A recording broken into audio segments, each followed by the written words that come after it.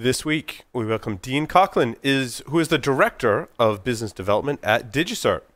In our second interview, Chris Dale comes on to talk about penetration testing. He's the head of penetration testing and incident handling at Netsecurity, and we'll talk about better ways to do a pen test in the reconnaissance phase. In the security news, Costco, and not the Costco you might be thinking of, had a massive ransomware breach, man-in-the-middle attacks. I, of course, have to mention Tenable's IPO because I used to work there and stuff, and so did Jeff. Some Apache vulnerabilities. Our strange story of the week is very, very strange about a serial killer who died in jail under ridiculous circumstances. All that and more on this edition of Paul's Security Weekly. This is Security Weekly, for security professionals, by security professionals. Broadcasting live from G-Unit Studios in Rhode Island, it's the show where exploits run wild, packets aren't the only things getting sniffed, and the cocktails flow steady. It's Paul's Security Weekly. Welcome. Did Larry have an introduction? Hi, everyone. This is Paul Asador, I guess I'm introducing... Apparently, I no longer do. Wow, and I look short. So, yeah, I accidentally landed in New England and stumbled my way to the G-Unit studio. That's pretty much how I envisioned it happening, Jeff. Carlos, save the show, please. Yes, somebody's got to do it. Cannot be saved. Well, it's good to have you back, Carlos. Jeff, welcome. Nice to have you in studio. It's great to be here, Paul. Try to stay awake for the whole episode. Yes. We've been in studio dropping his phone incessantly. Welcome, Chad. What? Where? Oh, hey! I'm in the studio with you guys. That's kind of cool.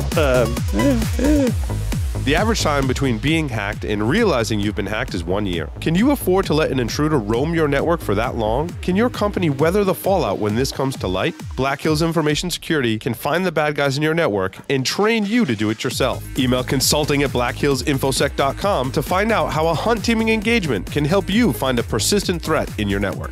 NetSparker, the developers of desktop and cloud-based web application security scanners that enable you to automatically identify vulnerabilities in your web applications and web services. NetSparker scanners employ a unique and dead-accurate vulnerability scanning engine that automatically verifies vulnerabilities with their proof of concept. For more information, visit them on the web at netsparker.com or email at contact@netsparker.com.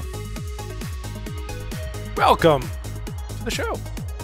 First, let me introduce you to a man who doesn't need any barbershop action, and his head is smooth as this whiskey. Mr. Paul Asador. Welcome, everyone, to Paul's Security Weekly, episode 569. It's July 26, 2018. We're, of course, here at G-Unit Studios in Rhode Island. A couple of quick announcements, but first, one of our many illustrious co-hosts, Mr. Larry Pesci, is here in studio. And thanks to one of our guests, Dean, for that lovely intro. We always find something just spark the idea right before the show, and that one happened to be it. So thanks, Dean. Our interview today is with Dean Coclin. He's here in studio. We're going to get to that right after announcements, and on the lines via Skype, Mr. Jeff Mann. Welcome, Jeff. Hey, Paul. Hey, everybody. It's great to be here. Mr. I like Mann. the sun coming in behind my head. I will fix that momentarily. It looks like a dream, like you're coming to me in my dreams, Jeff, which happens sometimes, I have to admit. Thanks for sharing that. Usually, it's been a while since I've been here, so I'm glad to be back. Yeah, it was nice talking with you today earlier I talked to two of my friends named Jeff today because I got them confused in my address book, so... Hi, Jeff. That we spoke today. It was good catching up with you. I totally meant to call you, is what I meant to say. We have our listener survey ready for you. If you are a listener and you're hearing this, you should go to securityweekly.com/survey. It helps us improve our programming and find the right partners that you'll be interested in as a listener and a viewer. So make sure you go do that. It takes about 5-10 minutes. We don't want any of your personally identifiable information at securityweekly.com/survey. Now, I've got a couple of other somewhat ridiculous things. The first is Sam's new toy. Whoa. Oh. So, Sam, I'm holding this up for the camera for those that are listening. This is a typo, is really where this came from. So apparently Sam made a boo-boo and realized how hilarious it is when you send something like that to 15,000 people in computer security. Instead of bad bots, she put bat bots. And so our listeners thought this was so funny that one was inclined to send us, in fact, a bat bot, which is what I'm holding right here. Nice. This is the new mascot for Security Weekly. It'll be adorned here in the studio. Maybe make appearances on our set in other shows. DEF CON at Maybe the it'll come to DEF CON. It'll be bring like it to DEF CON. our suffering bastard, right? Round River. What's Round River? Round River's the guy who sent it. Thank you, Round River. I wasn't sure. I'm like, Round River, is that a code word for something? Hey man, you got the Round River? Do I need to pack up and go home? Is that okay? So, DerbyCon. Larry, are you going to DerbyCon? Yep. Now, did you submit a talk? I did not. Okay, so you're not speaking at DerbyCon. We're not. I am not. Excellent. I submitted. And did you get accepted? So dude, it's been the source of stress in my life for a while now because I submitted 4 talks. Oh God, to DerbyCon? To DerbyCon. 3 were of my own. Now 2 of which I had given once at a previous conference. Neither conference has released a video for it yet. And I think at Layer 8 conference they forgot to record my audio, so you may never see the footage from that one. And then one was the one I had never given before that I just came up with this crazy idea, and they fell for it. How about that? Because that's the one they chose. And the 4th was Adrian Sanabria and myself. So don't worry, everything that we're not going to just let these go off into the ethers and never present them. So you probably see. And then Adrian had another talk that wasn't accepted that I told Adrian, I'm like, dude, anytime, man. Like, we're here for you. You pitched another con. The other cons have to pick the best, and So what did it get? So what did it get accepted? Everything else I learned about computer security, I learned from hip hop. So this is in fact the sequel to everything I learned about security. I learned from kung fu movies. Now I couldn't go. Isn't that doesn't work? If you learned everything from kung fu, what else is there to learn from hip hop? Well, see, it's a sequel, Jeff. So I'm setting expectations that you would have for a sequel. That it's going to suck. Yes. I'm kidding. I'm kidding. That's the bar I'm setting for myself. I'm kidding. As is evidence right in the title, as Jeff so astutely pointed out already.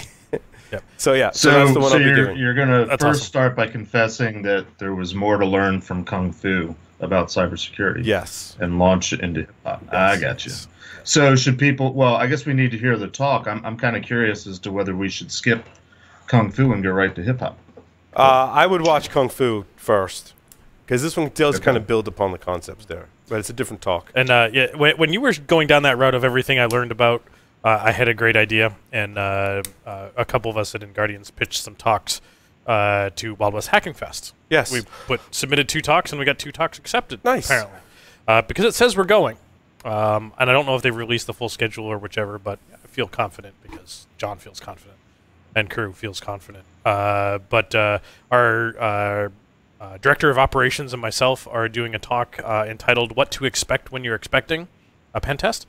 I like that title a lot. You guys nailed it. Very much a discussion as consultants who deliver thousands of pen tests and the process that we encounter with customers and where it breaks down and things that, as a customer of a pen test service, how they can help themselves have a better pen test. Awesome. Yeah, and we'll tease our respective talks here on the show, and also today, this morning, and I haven't released it yet, but I wrote a blog post about things you should include and consider when you're writing a CFP. And a lot of the panel's feedback was, here's what you shouldn't do. Like, they basically said, these are the things that I saw that I didn't, thought people could change. And there was some about what you should do, but my whole article is about what you should do. So we'll have that coming up. Now, and real quick, the other one, the 15-minute fireside chat is everything I learned about Blue Team, I learned from Steampunk. There you go. So 15-minute talk about those are the hardest. Elizabethan values. And awesome. Blue Team. I'd like to introduce our guest for today, Dean Coclin. He's the Senior Business Director, Business Development, Director of Business Development even. I'm just changing your title on the fly, Dean. As long as he gets a promotion out of the deal. That's it. Dean brings more than 30 years of business development and product management experience in software security and telecommunications. Dean, welcome to the show. Thank you very much. I'm really happy to be here. So, Dean, tell us about how kind of you started your career and kind of made that pivot into security. Well, that's really interesting. I worked for about 18 years for a defense contractor after graduating from college. And as part of that work, we started working on some systems for the National Security Agency to develop public key cryptography. And those systems were primarily... And Jeff's ears perk up. Yeah, Jeff was at the NSA. Ah, okay. Yeah. So, hence where he lives. Yes. And so that work then translated as the internet was becoming popular and people were starting to browse on the web, and they started to figure out they needed some way to do secure communication over the internet to exchange things like credit cards and home banking credentials. Public key cryptography was put to use, and the company that I was working with had been doing public key cryptography. And we decided to say, okay, well, we've got this technology. Why can't we just commercialize this and make it available on the internet? And that company was GTE Cybertrust, which was in existence from 1996 to 2000. And 1996 is sort of when everything sort of came out of the woodwork. You had Entrust and VeriSign and GTE Cybertrust. And those were the three main players that were issuing digital certificates, SSL certificates at that time. In 2000, they sold that company to a company in Ireland called Baltimore Technologies, which also sold PKI products and services. That then got bought by a company called Be Trusted, and eventually that merged with another company, and they formed a new company, and guess what they called it? Cybertrust. So everything kind of came back together again. I left that company, and I went to a company called GeoTrust. A lot of trust in here. GeoTrust. Yeah, GeoTrust was purchased by VeriSign in 2006. Yes. And so VeriSign owned several brands at that time. They owned GeoTrust, they owned Thought, and the VeriSign brand. VeriSign then sold that company to Symantec in 2010. I had left and gone to a European certificate authority, but that company ended up getting bought by PGP. Yeah, I was going to say there was a lot of acquisitions in the CA space. Yeah. PGP decided that they wanted to become a CA, but 2 months later, PGP got bought by Symantec. So everything kind of came back together again. And probably one of the carrots was, we got the CA business, so you can have a bigger footprint in the market. Possibly, yes. And so then Symantec had that business until last year when it was sold to DigiCert. And DigiCert was a smaller company, but now it's a much larger company and now the leader in the marketplace for certificates. Wow. So all of those earlier kind of consolidation that led to Symantec being one of the larger... Yes. And I think there was a lot of confusion because typically you have a larger company, a smaller company, larger companies buying smaller company. But this is smaller company buying a portion of Symantec's business. Yeah, Symantec divested the website security business, and DigiCert decided to buy that. DigiCert is owned by a private equity firm, a very entrepreneurial firm that has bought and sold security companies in the past. They know what they're doing, and I have full faith in what they're doing here. And I like the feel of the company. It's a smaller group led by a great guy who really knows what he's doing. And I think he's going to really develop the company to do great things, even better than what we're doing now. Yeah. No, that's great. And I think it's a good kind of, public service announcement, right? As your certificates expire in your environment, you may go, I'm confused now. Like, I thought these were Symantec, but now they're DigiCert. And who is DigiCert? Maybe you've never heard of it, right? So... We do get those calls every now and then because the name recognition is not as good as what it was at VeriSign, for example, or Symantec. But we're overcoming that pretty quickly with advertising and education and things like that. So, people think of certificates for websites, SSL certificates, but of course there's all other types of certificates out there used for encrypting email, for securing IoT devices, for signing code, signing documents, many types of things. And I'm sure we'll talk about those. Yeah, it's an interesting career that you've had in working for certificate authorities. What have been some of like the major challenges or major surprises like working because you worked for primarily certificate authorities throughout your entire career? That's pretty much since 1996 I've been working for certificate authorities, so it's been a long time. But I would say, what's really interesting, what's happening now, and you probably heard about Chrome putting in indications for websites that are not secure. They're going to start putting up warnings. I'm glad you brought that up. Yeah, it's a good place to have this conversation. Well, in fact, Chrome 68 was released this week. I did. I installed it. Was it yesterday it was yes, live? I think it was. So I did. I specifically updated because I wanted to see what that Right. That so if you was. go to a website that doesn't have a certificate right now, you're going to get a big not secure up in the I was address bar. going to say, I went to go check to see if I had installed 68. It's installing now. Okay, so let's go to a website after that. I noticed two interesting things right away. The first was I had trouble finding a non-SSL site, like readily in my browser. Yeah. Even if I went to the HTTP site, I would automatically get redirected to HTTPS. So I had to like, a church or a I know, Right? I know Yeah. I know a bunch of them because I host them all. you host, once you host yourself. Like we recently converted to a wildcard start for securityweekly.com. Sure. So all our stuff is, so I'm like, I got to find and then, okay, I found one.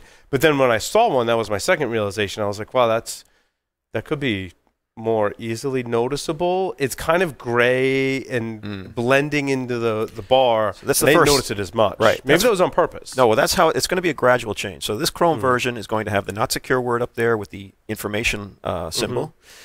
The next version, from my understanding, is going to be much more dramatic, and it's going to have a red line through the address, right to the left of the address bar, and a red line through the lock.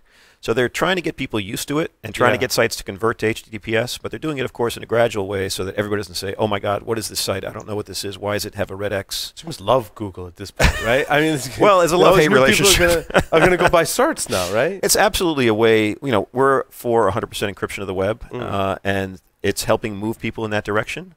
And other browsers are also doing similar things. You're going to see similar things in Firefox coming out. And, of course, on the mobile browsers, which are much more popular right now with Safari and that type of thing, you're going to see similar types of markings moving forward. It's interesting. When I made the move to a hosting provider called WP Engine, who they don't sponsor the show, we just happened to choose their service, and I like the company a lot. For some of my smaller sites, I wanted them to be SSL. I had never, I was hosting them myself. It was kind of like on the list. But there are smaller non-security weekly, well, one's sort of related to security weekly, one completely not. I was like, I want to protect them with SSL. Put them on this hosting provider. And, they have a process, and, one of their options is you get a free certificate. Like, they've partnered with a certificate authority. And because I'm paying X amount of dollars per month, I can go bundled in, get that service. And it was so easy to do. So with facilities like that, I can see very easy to moving to HTTPS. Absolutely. Everybody's trying to make it easier to put certificates on their website, especially since they will be sort of required going forward. You want to make it easy, a low touch point, get people secure. Right. Of course, there's two different aspects here. There's confidentiality, which is provided by all certificates, encrypting the data between you and the server. Then there's, of course, authentication. Sure. And that's the second piece. And there's three types of SSL certificates today. There's DV, domain validated, which just says you're the owner of www.yourdomain.com. And then there's OV, which is organizationally validated, and this validates that you are a real organization. And then there's EV, which is extended validation. And these allow you to show a green mark on the website to show that it really is the site with strong authentication. Gotcha. I had never. No, so pause. Yeah, what were you? Hand down, because when you have your hand up like this, it's in front of his face. it's directly in we front had of that Dean's problem last face. time. My cigar is right in your. Looks like I'm smoking. I was like, why is he You telling me? You finally got the message to Paul. It was driving me bonkers. Thank you. I hadn't looked over. Anyway. He's too busy writing. Yeah. Well, Put it in your other hand. Stop taking notes. Yeah, unlikely. Unlikely. Jeff, Larry, questions for Dean along these lines? No, none currently. Jeff? I've got lots of questions. Sure. What lines do we have to follow? It's pretty open discussion, Jeff. Well, I'm curious about, and this is just personal, the government contractor that you used to work for, were you in the Maryland area or were you in the Boston area? No, I was in the Boston area. Actually, I went to school in Washington, D.C., and I started working for them as a student in Washington. And then when I graduated, I moved up to the Boston area. Okay. Did you happen to be in Waltham? That was one of our locations, but our main one was in Needham. Yeah, I when I was there at the illustrious three-letter agency, I visited your employers several times to both Waltham and Needham. Yes, I'm not surprised. We did a lot of work with you back then. That's awesome. Yeah, and they so, still who knows? We might even know each other. Probably pass each other in the hallway, right? It could be. Small field. Probably. Yeah. We used to, well, back then, Paul and Larry, you might appreciate this. One of the things we were doing was sort of a physical security inspection, but from an electronic standpoint, looking for emanations and things like that. And we also did some network sniffing. And of course, the network sniffer that we used back then weighed about 50 pounds and was on a cart. And you had to, and we basically had to drive all our equipment up in Was a it from van. Was it from Network General, perhaps? prior to Network General. Oh, okay. The one we used, I don't remember the exact model number, but I'm pretty sure HP made it. Okay. And this was before Ethernet, whatever that stuff was that we used before Ethernet, where there was lots of wires. Well, and it's amazing Ancient now. history. A LAN tap you can get in that throwing star LAN tap. LAN tap. It's kind of LAN tap. Yeah. It's okay. Or I'll go a step up from that. You can USB power a gigabit tap today. Yes. The power is actually Yes. coming over USB. Wow. So Amazing. But I do have a question, and guess what my favorite topic is? PCI. PCI? I was pushing for encryption. It's part of it. How about PCI and encryption? Well, I mean, it's encryption related, whether people know it or not. But very recently, there was a seminal day in PCI compliance, June 30th, which is when all the companies, merchants that have to do PCI were allegedly supposed to be off SSL and moved over to TLS and newer versions of TLS. And just an open-ended question: if you have any war stories, lessons learned, experiences about the last couple of years, the transition, and anything happened in the last month or so of note. Well, all I know is that the merchants did a lot of work to get this, or the payment processors and the merchants and everybody together did a lot of work to try to make this happen. I think the people that were affected the most were folks that were using very old equipment that, for example, only spoke SHA-1 when SHA-1 has been deprecated, and were using older algorithms of SSL. Now, who are those people? They're probably, the church that brings out the terminal for the bake sale every year, and flea markets and things like that. They're not gas stations. They're not the major merchants.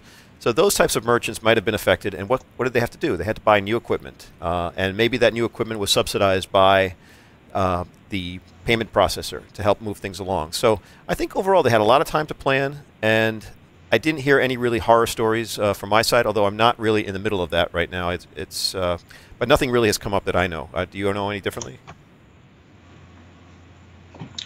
Well, I know that even after giving the industry almost 3 years to get it right, they had to eventually make a concession, and it's a very specific concession, pretty much for what you just described, for any kind of payment terminal that is still not up to snuff, up to TLS, probably because it can't be. As QSAs, as assessors, we're allowed to, and for companies that do self-assessments, they're allowed to get by on that for a little while longer. They need compensating controls, but any kind of web traffic, any kind of as you mentioned, secure email, any remote access, VPN, SSH, anything like that, any security products that communicate over secure channels, all of that's got to be up to TLS now, TLS 1.2, Exactly. 1.1, maybe. Yep.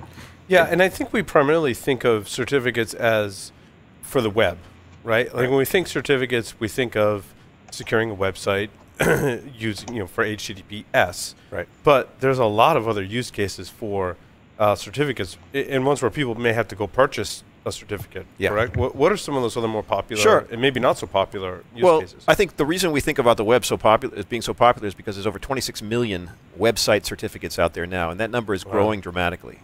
But other use cases are things that you might think about, like, for example, securing email. I want to send you a secure message. I want to make sure it's encrypted. I want to make sure no one else can read it. And I want to make sure that it's coming from me and not from him. So how do we do that? Well, certificates are one way to do that, and certificates can be used with most popular email programs, with Outlook, and that's SMIME. That's right? correct. Okay. That's the protocol, SMIME. Yes. And so certificate authorities sell those types of certificates. Typically, they're provisioned for enterprises. A company wants to use email certificates to encrypt communication between different locations, or with the company and its vendors. Think about the automotive industry that has a lot of vendors, and they want to make sure everything's encrypted. That's a very popular use case right there. Yeah, because us nerdy people, right? We use PGP. Yeah. A little harder to use. Yeah. But to be fair, SMIME certificates have never been really easy to use either, because first of all, you've got to get the other person's certificate in order to encrypt the message to him. Right. And how do you do that? Well, you can ask them to send you a signed message, or you have to go to a directory and download it. It's not super easy, Right. but there are programs out there that are making it easier every day. Code signing is another big application for certificates. You know, when you download code for Windows or Mac or whatever, that code is usually digitally signed, and it's signed because you want to put a shrink wrap around that code to make sure no one has tampered with it since it was originally signed. And so you're, quite frankly, right, so your users don't get that warning of you're installing software and Right. it's not signed. And Well, that warning is built there for your protection to say, Absolutely. okay, has it been signed? When was it signed? And who signed it? I want to know those three things. If I'm downloading something from a website from Logitech, for example, I want to make sure it's really signed by Logitech so I can download it, look at the certificate, see if it was issued to Logitech, see who issued it. I mean, nobody really does that, but Right. those tools are available to you if you need to. And that putting that secure wrapper around that code ensures that no one has tampered with it from the time that the developer signed it. And that's really important to make sure hackers don't get access to it. And on the converse, I know many years ago, Dave Kennedy, as part of SET, Social Engineers Toolkit, had a Java-based payload that would get sent down to the browser, and then the browser and Java infrastructure would complain that it wasn't signed. So Dave went and got a code signing certificate that was legitimate enough, and then it started including that with SET to sign all of the Java. code, all the Java, so that it couldn't be tampered with, and then evaded all of those warning messages from the browsers. Correct. So, And even Microsoft with Windows, with especially the later versions of Windows, they have something called kernel mode protection. So they require a very high authentication for the person getting that code signing certificate. And only those items that are signed with that special, what they call EV code signing, extended validation code signing certificate, those items have to be signed with that EV code signing certificate to enable kernel mode protection. I gotcha. So extra steps you have to go through to get that. Extra steps that the developer needs to take to validate that it is real developer. I mean, we've had incidents in the past, not specifically from our company, but in the wild, where we've had a lot of malware coming out of China. And they said, okay, well, who signed this code? Well, it turns out that they get these... Netgear. Well, no, that's another issue. But what happened was they had these people going into these villages and signing up people on the street, getting their ID cards, and then sending in and applying for code signing certificates in the names of these people who are real people, but they have no use for a code signing certificate. And then hackers were getting those certificates and using them to sign code. So the processes have been tightened a little bit more now, so that you might have to show a picture ID next to your face and a camera, something like that, to get a code signing certificate. The standards are still evolving, but we're going to see a day when it's much tighter than it is now. Now, the Netgear issue that you mentioned, and this has happened in the past with a few other companies, is those certificates were actually stolen. Right. So those private keys, somebody got through the network, found a private key on your laptop, and stole that private key. That could be done through some sort of Trojan, some sort of I forget malware. how it happened in Netgear's It was case. malware. Was it malware? They did some Phishing social attack? engineering. Yeah. We're able to get the malware on the laptop, and then we're able to extract the private key and bring it out to a command and control center. And then they use that private key to sign the malware, much like the Stuxnet incident. Right. Exact same thing. Hey, I have a Go ahead, question. Jeff. And you may not be able to answer this beyond party line, but again, it's sort of PCI related. There are some instances where companies are doing things internally inside their card data environment, not internet facing, not public facing, and so on and so forth. And they would really like to get away with using self-signed certificates. Do you have a strong opinion one way or the other on the use of self-signed certificates, and if they're okay, sort of what are the things to look out for, the appropriate uses of them? Yeah, in my opinion, self-signed certificates might be okay for an intranet environment where you're not going outside and you don't need public trust for that. Could be, for example, people within a company or within a government agency, for example, that might not want to buy a publicly trusted code signing certificate, or might be a system where they don't want a publicly trusted code signing certificate. They've got an environment that doesn't trust publicly trusted certificates because they want to avoid what I just mentioned, like the private key being stolen, or some other way to subvert the issuance of a certificate. So they do it privately, and as long as that private root is embedded in all the devices that are going to need to trust it, then it's fine.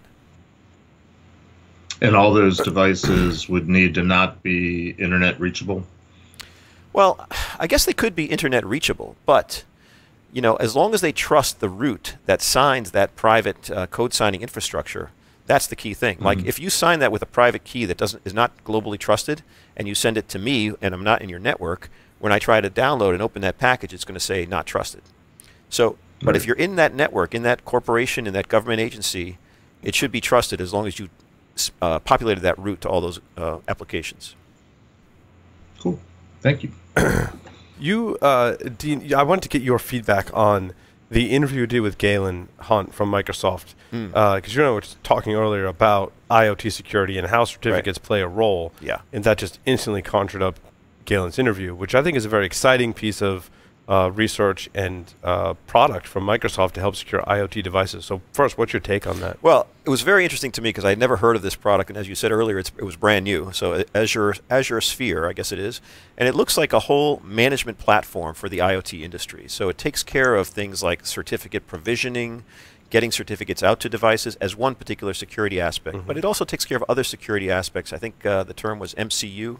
The microprocessor controller or something like that. Yes, he's a very specific hardware platform yes, that he did yes. dub MCU. And I went to the website. It looks like it hasn't been released yet, but it's coming out soon. So I'm really anxious to get more info about it as it develops and to see, what can we do to partner with folks like that? Because it seems to me, Microsoft does a lot of things. Certificates, publicly trusted certificates, is not one of those things. So if that's something that they're willing to look at and partner with, we'd be very interested in talking to them with that. Yeah, I thought it represented some huge wins for IoT. Absolutely. Security, as comparing notes, and Larry's certainly done a lot of the research, and Jeff's been on Security Weekly for a while, hearing us talk about IoT security, and certainly observes it in his role as well.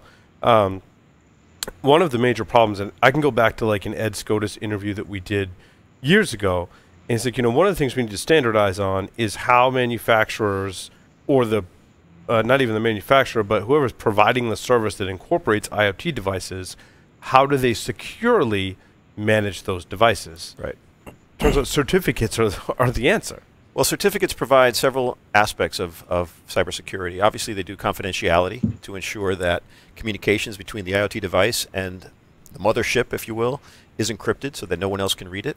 They provide integrity so that the message that you sent is the message that was received. And they provide authentication. So you want to make sure that the device you're talking to is really that cable box on that house, on that street, and not the next door neighbor's cable box. And to be honest, since I mentioned cable boxes is one of the most successful deployments of certificates in IoT devices around. Over 500 million have been deployed. Really? 500 million certificates. These are all certificates from us. And they are used to identify that cable box, ensure that content can be secured to that cable box, and to verify that the content is not changed in transit. And that's primarily for television, not necessarily your cable internet router, which we've seen a whole bunch of issues security-wise with, even from major internet providers. That's correct, for what television. What you're saying, Dean, is the TVs, those are now that you say it, there was smart cards involved at one time with cable boxes, right? Yes, there were. I think that were for, to be honest, I'm not really sure what they were there for, but they were smart cards that you had put into your TV to do decryption or something like that. Isn't that what it is when you get a cable card? Yes. A cable card is really just a smart card, or it probably has a smart card on it? I think it has a smart card, a smart chip on it. Smart chip on it, yeah. Right, and if I remember correctly, the smart card was used in satellite. Yes. And that included a lot of their encryption capabilities. Yeah, so when head ends are talking to devices, right? These are IoT devices, basically. They're talking to them could be over a public internet or could be over a secure channel that they provide themselves. But we need to have that strong authentication to verify that you're getting the content that you ordered, the HBO channels or whatever it is, and they're not going to your neighbor. It's a theft prevention or fraud one prevention. aspect, yeah. Right, and that's probably the motivating factor behind the companies, if we had to speculate, of why they implemented this. Sure. Was not so much for necessarily cybersecurity, but is to prevent theft. And these have been implemented for over 15 years now. Yeah. And there has never been an incident of compromise. Long. Because stealing cable was like a thing back then. Everyone was always talking about stealing cable. No one really talks about that anymore. We get it from the internet now. And then stealing satellite TV was a thing for a while, and not so much anymore. Right. In fact, not just on the cable boxes, but also, for example, in Europe, every TV that's over 13 inches distributed in Europe has a certificate on it. And those certificates are issued by us in batches to the manufacturers. They request them, we issue them, and they install them on the TVs at the time of manufacture. And what does that certificate do in this specific use case? Similar types of things. It's used to encrypt content, authenticate the TV to whoever is providing services to that TV. That's pretty cool. So it might be in lieu of a cable box or in conjunction with a cable box. I'm not 100% sure, but using the typical things that certificates are used for: encryption, authentication, integrity. One of the Very things cool. that we've always theorized about, and I think we've actually seen in practice today, is if a lot of these devices are not validating the firmware that's being installed on them to make sure that it's the firmware from the manufacturer, so that I can't upload custom firmware to the device, or I can't upload an impersonated firmware to the device. Now, that's a hot debate whether you want to allow people to update their device or not, right? That's been debated in the past. Right. Yeah, I was going to say, if you're uploading it, is it really firmware? Yes. Yes. It is. Yes. I think upload is a splitting of hairs at this point. Yeah, because you do Okay. that over the network. And none of us have hairs to spare. So It's true. Well, I've got plenty of hair down here. That's now. right. It's just all But, falling off the top of my head. Going to that point, automobiles now use signed code. So to make sure that no one can flash the ROM in your car and load a different kind of program that'll enhance performance or decrease or increase emissions or something like that, they sign that code, and only signed code with that key that is developed by the manufacturer will be accepted into the device. So it makes it very difficult, if not impossible, to flash upgrade ROMs in cars. That is, unless someone in South Korea steals one of the devices from the manufacturer that creates the chips and sells them on the. You've found a vulnerability, I guess. Not me, but and then that's a true story. Like they're actually, that's how people are modding some of the cars. Is situations similar to that. The other possibility would be to create a completely replacement ECU module or something like that. That's expensive, though. That does communicate with all those other devices. And the next step, you know what will happen? All of the modules are going to have certificates. So that all the on bus is either encrypted and or authenticated. Well, think about also IoT devices in automotive and autonomous vehicle control. So you want to make sure that the signals you're getting, maybe from another car, are really coming from that car in front of you and not a car down the street or someplace else. So you have to have authentication between the communications. You want to make sure that no one is tampering with that communication while it's in transit. And you want to make sure that at the end of the day, you've got some confidence in that car that's driving you is not going to go off-road or crash or anything like that. So you need to have security in that communications. And certificates can enable that. Absolutely. Absolutely. What are some of the other things you've been looking at from an IoT perspective, Dean? You know, recently I gave a talk. It's funny you brought that toy out. I gave a talk at a toy conference in London. You're probably thinking, well, why am I speaking at a toy conference? Well, toys are now IoT devices, and they communicate over the You've internet. done some research. Did you give a talk that was based on a kid's toy? Yes. Well, yes. Which one? To a point, it was the eToys brand of smart kids toys. Turns out it's an Android tablet without a screen inside. That ADB debugging was turned on, and we replaced all the startup sounds, and it's got a camera, and normally the bear turns on and makes all these cute noises that says, "Oh, I'm booting up now. Look at me, I'm cute." And no, we replaced it with I always feel like somebody's watching me. So lots of fun to be had there. Well, I totally get it on the toys thing. Totally. Well, at this conference, I was talking about some research that I did some preliminary research before I went there, because I'm not that familiar with electronic toys and the vulnerabilities there. But the one that I found was something called Cloud Pets, and looks like a stuffed animal that you give to your kid. And so let's say you're traveling or you're deployed overseas. You can send a message to this toy. Oh, he's got a different toy there. What is that? That's an old Atari game, it looks like. All right, I'm covering it up. That's Football. the original Mattel football. Football. I don't think we have to worry about that being internet access. But anyway, this toy allows you to communicate to your child through the toy. You can send a message saying, "Hi, I'm overseas. Good night. Love you," etc. Well, hackers were able to infiltrate this toy and send messages to the toy. In addition, the toy did not keep anything secure on their website. So all the messages that you sent to your child were actually stored in an open location. So anybody can download this stuff. So there was a lot of vulnerabilities in this toy. Needless to say, Amazon stopped selling that toy, and sales, I think, have gone way down. Now, contrast that with Barbie. There's a toy called, I think it's called Smart Barbie. That toy has incredible security built into it. I couldn't believe when I read this. So instead of having open Bluetooth, for example, which a lot of these toys have, you actually have to press Barbie's... My friend Kayla. Yeah, my friend Kayla, right. That's the other example. But this one actually had the belt buckle on Barbie. You had to press it to activate the Bluetooth. They used signed code to distribute updates to Barbie. They didn't actually have direct internet connections when Barbie was answering a question. It relied on a stored database of answers in the doll itself. So there are a lot of security mechanisms that are not evident in many toys today that I think Mattel, is the maker of Barbie, actually implemented in that particular toy. It's very interesting. My friend Kayla, completely different story. We actually use in the 617 wireless course that I teach for SANS, we actually have Kayla in the CTF kit because she is an attack target. For many reasons, and we have to be careful. I'm likely going to be teaching that course coming up in Germany, and I can't bring her with me. No, she's banned. She's banned in Germany. Wait, why is she banned in Germany? She's considered a surveillance device by the state. Yeah, they banned. You have to return the toy or destroy it, I think. Yeah, and try to bring one into the country. No, I don't want to go to Gulag. No, thank you. Do they also ban the Elf on the Shelf as well? Could be. Anything like that? Could be. I don't know. Are there electronics in the Elf on the Shelf? Depends on which version you buy, maybe. Oh, maybe. I'm not familiar with that toy. It's a kid thing. It's okay. Google it. Elf on the Shelf. Pretty sure you can get one that has a video cam in it. Interesting. Yikes. Interesting. Now, the Kayla was another example that I used in my talk about a very poor security model that, and most adults don't think about this. They buy the toy, oh, this is cool, look at all these kind of things, and nobody looks at the intricacies of the security of the device. So I think people are getting drawn more attention. Consumer Reports just did an article about security in toy devices, and I think just to make people aware that, hey, before you pick up that toy, check it out. What security protocol has it had a vulnerability scan? Has it had a penetration test? All these kinds of things. Yeah, and that was where that was an InGuardians project that I work on. That's not complete, and it's been not complete for a long time, just because there's only so many hours in the day.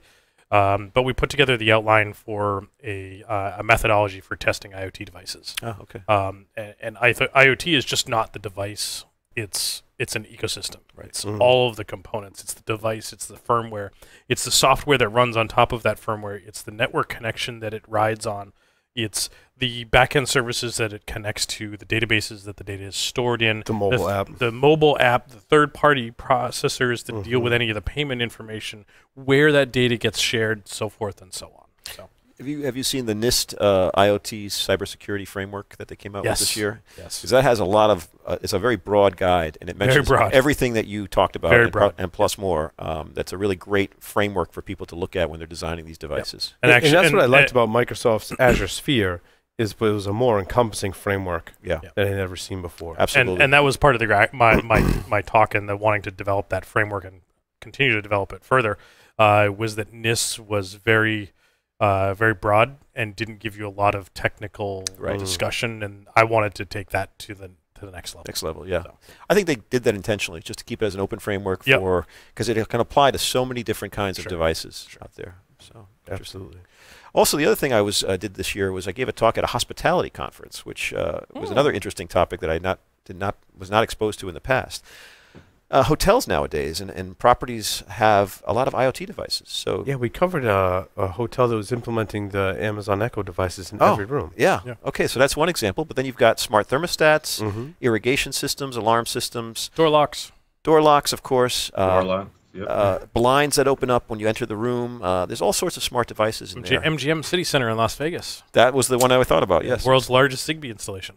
Oh, really? Yep. Oh, interesting. Yep. So, there's, of course, threats and vulnerabilities associated with these devices because, some of them are made more secure than others. And when you're putting all different devices together, do they have the same type of security that you expect in the most secure device? And, of course, your weakness starts at whatever the least secure device is. And you're installing, it could be the fish tank. There was you've probably heard about the vulnerability in the fish tank. Was it the heater or the pump? I couldn't remember. But they could access it remotely and raise the heat and kill all the fish. Not only that, but then it can jump onto the network. You can install some malware on it, jump onto the network of the Las Vegas casino that has this thing, and cause other problems. Yeah, what network was it connected to? Right. Was it isolated? All those kinds of things. So, and then you have properties that are not managed. They're resort properties that are seasonal. And so, for example, on Cape Cod in the wintertime, you might want to have heaters going on and off at different times of the day. And how are those controlled? Can someone go in and crank up the heat or shut off the heat? Or a winter property in the summertime, you might have irrigation systems going, etc. All these kinds of things that folks don't really think about and could be used in a bad way. Then, of course, you have smart devices like industrial controls used to control power plants, dams. Manufacturing. Yeah, manufacturing, exactly. Thankfully, the Russians take care of the maintenance on those for us. Here in the Don't US. get me started. Save it for the stories part of the Okay. show. Oh, that was one of your stories. Because I have a very, very long rant. Well, I not a very love it. long rant, but I have a rant. Let's rant. put it that way. And a lot of these devices, they might be controlled with simple passwords. Maybe they don't use two-factor authentication. Many don't use certificates yet, although we're starting to see certificates now being embedded in these devices for extra security. And that would be very difficult to compromise. So we really like to hear stories like that. And we are seeing more and more companies come to us now from many different industries: medical devices, infusion pumps, automotive, industrial controls, hospitality, all these types of consumer devices. They all need certificates to perform authentication, integrity, and encryption. That's actually really encouraging that those companies are coming to you now. Finally, yeah. Finally, right? Yeah. Yeah, I think they're all, hearing what's going on about there. I mean, hacking is an everyday occurrence. The news is out there. They don't want to be in the news. And so they need to step up their game a little bit. Of course, with consumer products, it's a little bit more difficult because they're interested in two things: price and time to market. Yep. And security is usually thought on afterwards. It's usually a bolt-on. And I think, If as that. you all know, If that. If that. and security can't be bolted on very effectively. I have a Samsung vacuum and refrigerator that are internet Wi-Fi connected. What's the vacuum connection? What? The vacuum connects to your phone, tells you like if it's stuck or.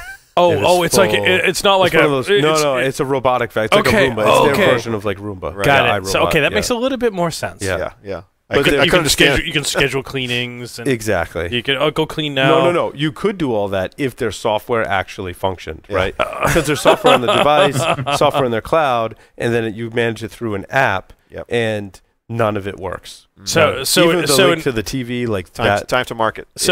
time to market. So in fact, when you look at your app and you look at your internal security cameras and you can see that there's the dog poop in the kitchen, you can tell the Roomba vacuum to go run it over and no, the drag it vacuum not to go drag Not to go. which Yeah. that that would does. be ugly. Yep.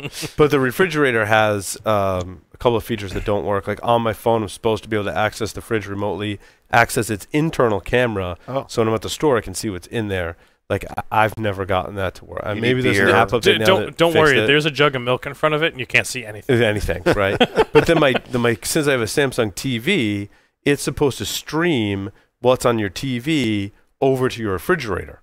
I'm like, this is beautiful. And we're Patriots fans. Yeah, of course. Most of us are here in Security Weekly because we live in New England. And so, like, I'm watching the Patriots game. Like, it's great. I can go to the fridge and get a beer or a snack, and I can still see, like, it's jumpy and it's skipping, and, like, it pauses for, like, 20 seconds and then, like, restarts back up. It'd be a bad Wi-Fi router, No, it's definitely not a bad Wi-Fi router. So, yeah. It's not. Not at his house. I've had an Ubiquity system in my house for quite some time, Okay. which is actually a Linux embedded device. Probably by certificates too, because they got the whole cloud key thing that they got going on. No, but the point is well made. It's time to market. A lot of these people are rushing things to market and trying to get them out cheaply, and so security is sort of thought of after the fact. Yeah. And now folks are finding out that what about your Samsung TV you mentioned? Does it have the camera that's watching you? Can you do the hand signals? That story comes up at least once a year. Yeah. Right. And now you heard the story about automobiles have a camera inside them that are watching drivers to detect whether they're drowsy and things like that. We've heard this with some cars now. How's that data being used? Where's that information going? What privacy controls are around insurance companies are the worst consumers of some of this data from IoT devices. They want that data to help them set rates and improve the whole domain. Well, it was the whole thing that we covered a story, I think it was this week, in China. Like they're trying to fool their Fitbit fitness trackers, right? Yeah. Now you can see that information going to the health insurance companies. Are going to raise your rates. Like if they have access to that data and they see that like these people only are like 10% of what the other people are they're insuring, like they may raise, like there's been stuff like that's been coming out lately. Wow. Which I find pretty frightening. Of course, there's the whole car thing. You can get that thing that plugs in your OBD2 port that reports back if you're a good driver or not. Exactly. All very scary from a privacy perspective, but also scary if an attacker were to impersonate your data because there is no authentication. Yep. Then does that mean that someone could make someone else's life miserable by just messing with their data and telemetry? So the thing in China was they had their students that had to have a certain amount of physical activity every day, and they were actually monitoring that.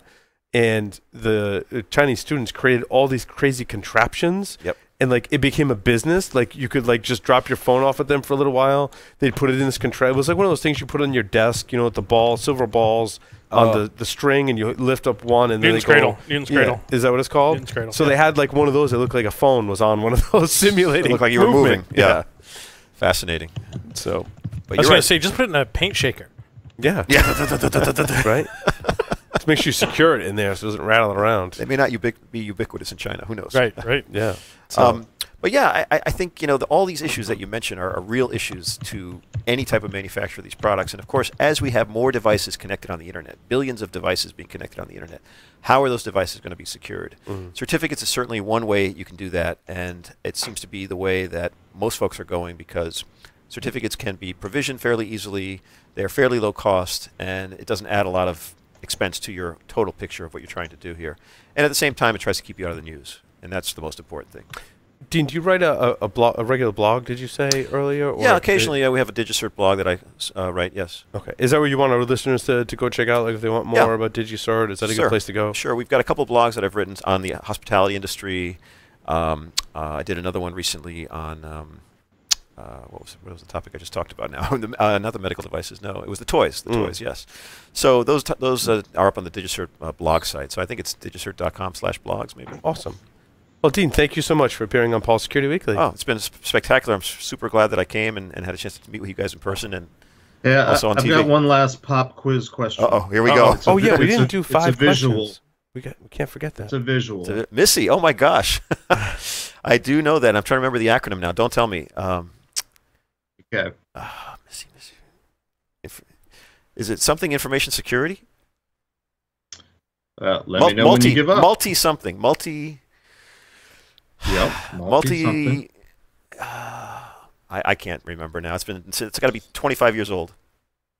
Yeah, it probably is 25 years old. Forteza. Multi-level information systems security initiative. Right. Forteza card. I remember that. Wow. Forteza card. Is that an actual card? Jeff's got like no, it's a refrigerator magnet. Because this is early NSA marketing. Yeah. Wow. Well, that Jeff's like an information security museum over there in his house. Yeah. Was Some that of it has made it here to the studio. Yes. was that replaced by the cat Yeah. card? I don't know. I left shortly thereafter. Okay. There you go. Yeah, I notice you guys have quite a few Yeah, some of artifacts those here. are from Jeff, yes. So, Dean, we have 5 silly questions to end the interview. I almost forgot to ask them. Are you ready? Okay. To play 5 questions with Security Weekly. 3 words to describe yourself. Low-key, energetic, I don't know if those go together, and always happy. If you were a serial killer... Low-key, L-O-K-I? Yeah, no, not low-key. That's what I was. If you were a serial killer, what would be your weapon of choice? I would say an axe. If you wrote a book about yourself, what would the title be? Ooh, that's a tough one. Coming back. In the popular game of Ask Grabby Grabby, do you prefer to go first or second? I'm not familiar with the game, but I'll say second. Choose 2 celebrities to be your parents. Alive, dead, fictional, or otherwise. Okay. I would say Burt Reynolds. Oh. And That's funny because my dad actually looks like Burt Reynolds.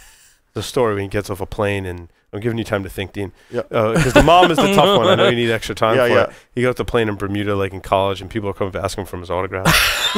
maybe that's why I thought of it, because I saw your face, and then maybe it reminded me. And the mother, I don't know, Judy Garland. There you go. All right. Dean Coclin, thank you so much Thank for you. appearing on Paul Security Weekly. Appreciate it. Thank you so much.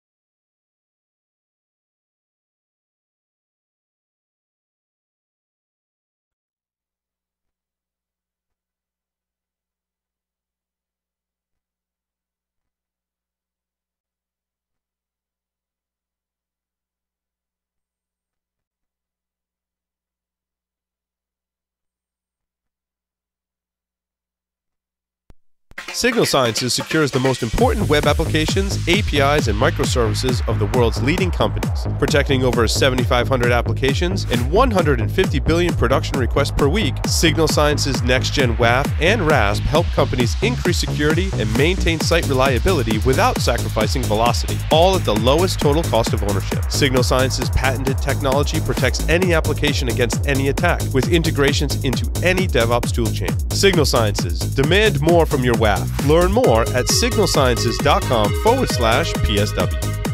Introducing the new DigiCert. As the leading provider of high-assurance SSL, TLS, and PKI certificates, DigiCert is all about improving security across the web and IoT. DigiCert is committed to helping customers and partners successfully deploy identity, authentication, and encryption solutions. They'll even help you figure out which certificate you need to secure your web domains, apps, devices, and more. Check out the Cert Wizard tool under the SSL tab on digicert.com. Welcome back, everyone, to Paul's Security Weekly. I want to remind everyone we're going to be at Black Hat and DEF CON. So here's the rundown. First and foremost, as you see on the screen, we will have the Cyber Hero Adventures comic book that we are sponsoring.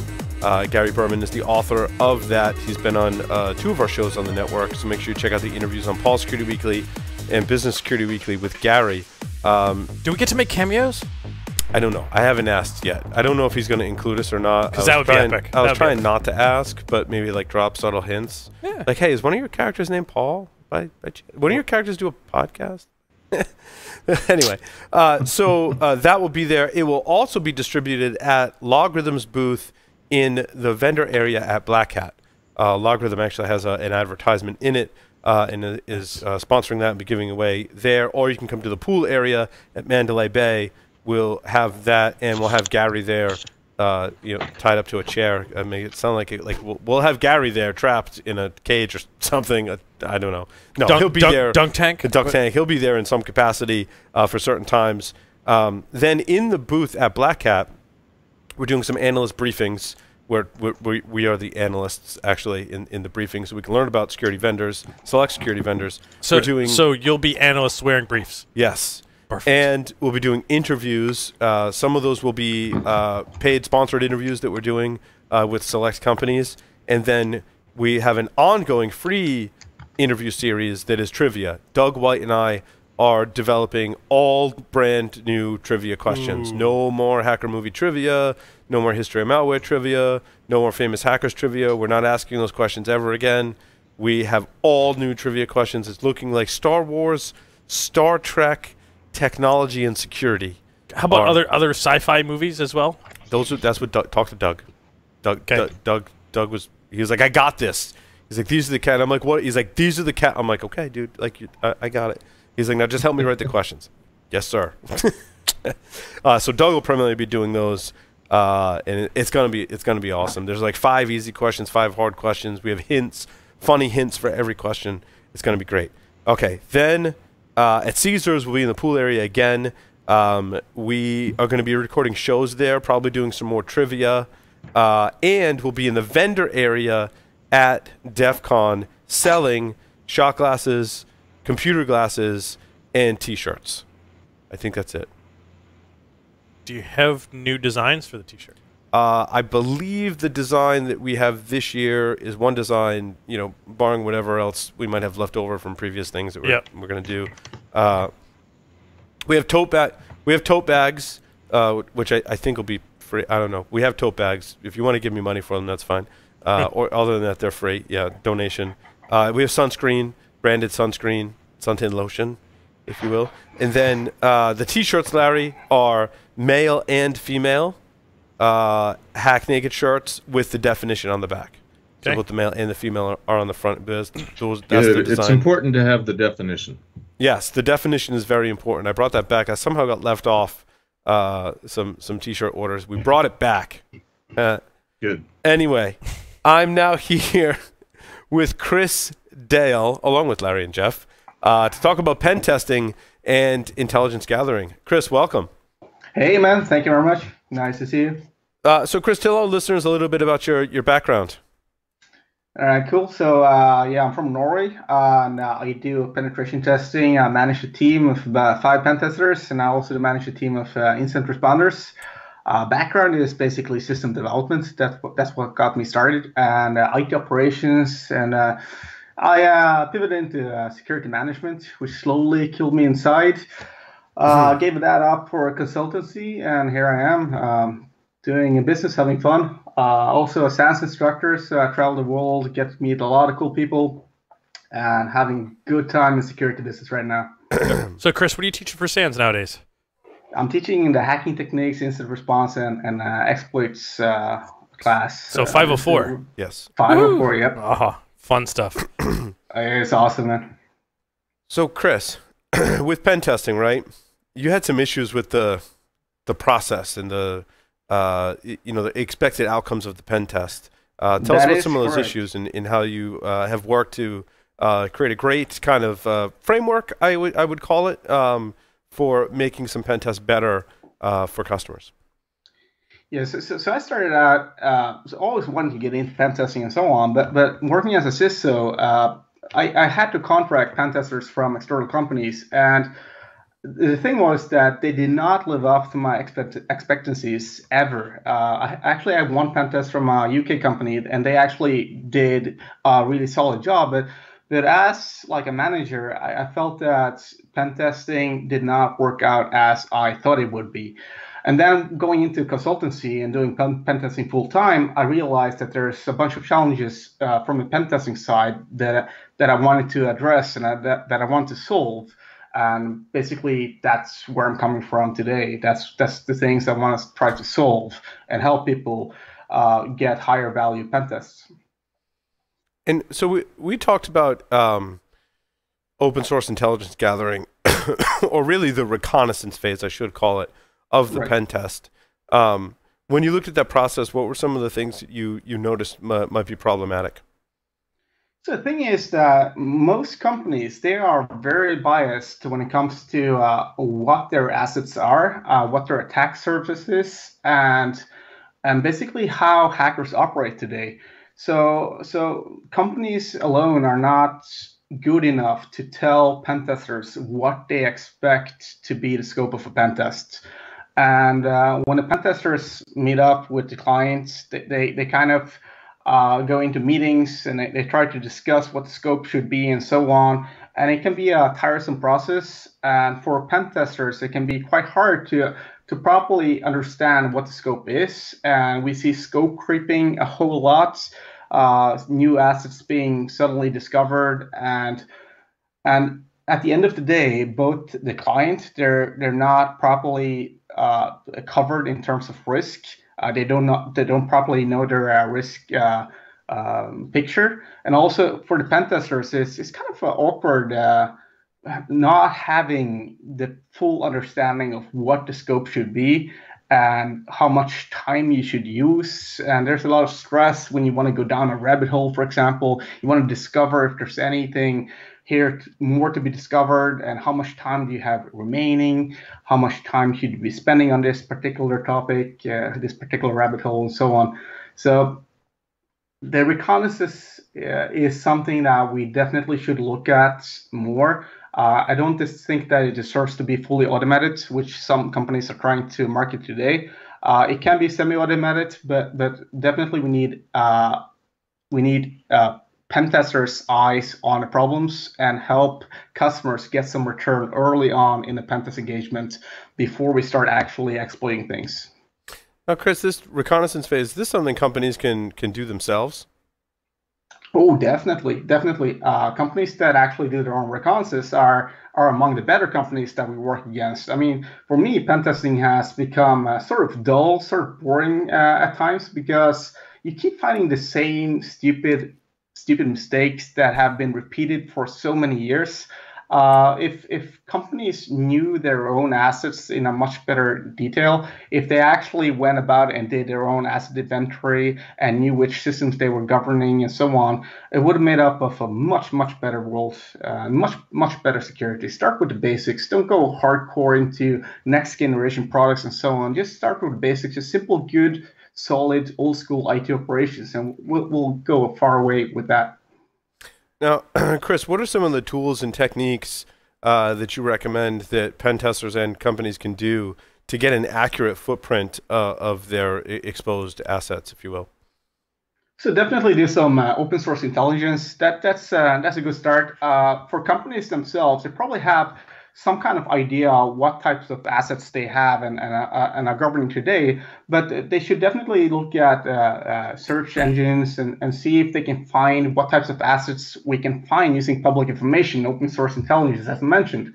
But definitely they should look at other sources as well. I mean, we very often find websites that have splash pages, or they have like a 404 or a 403 not authorized.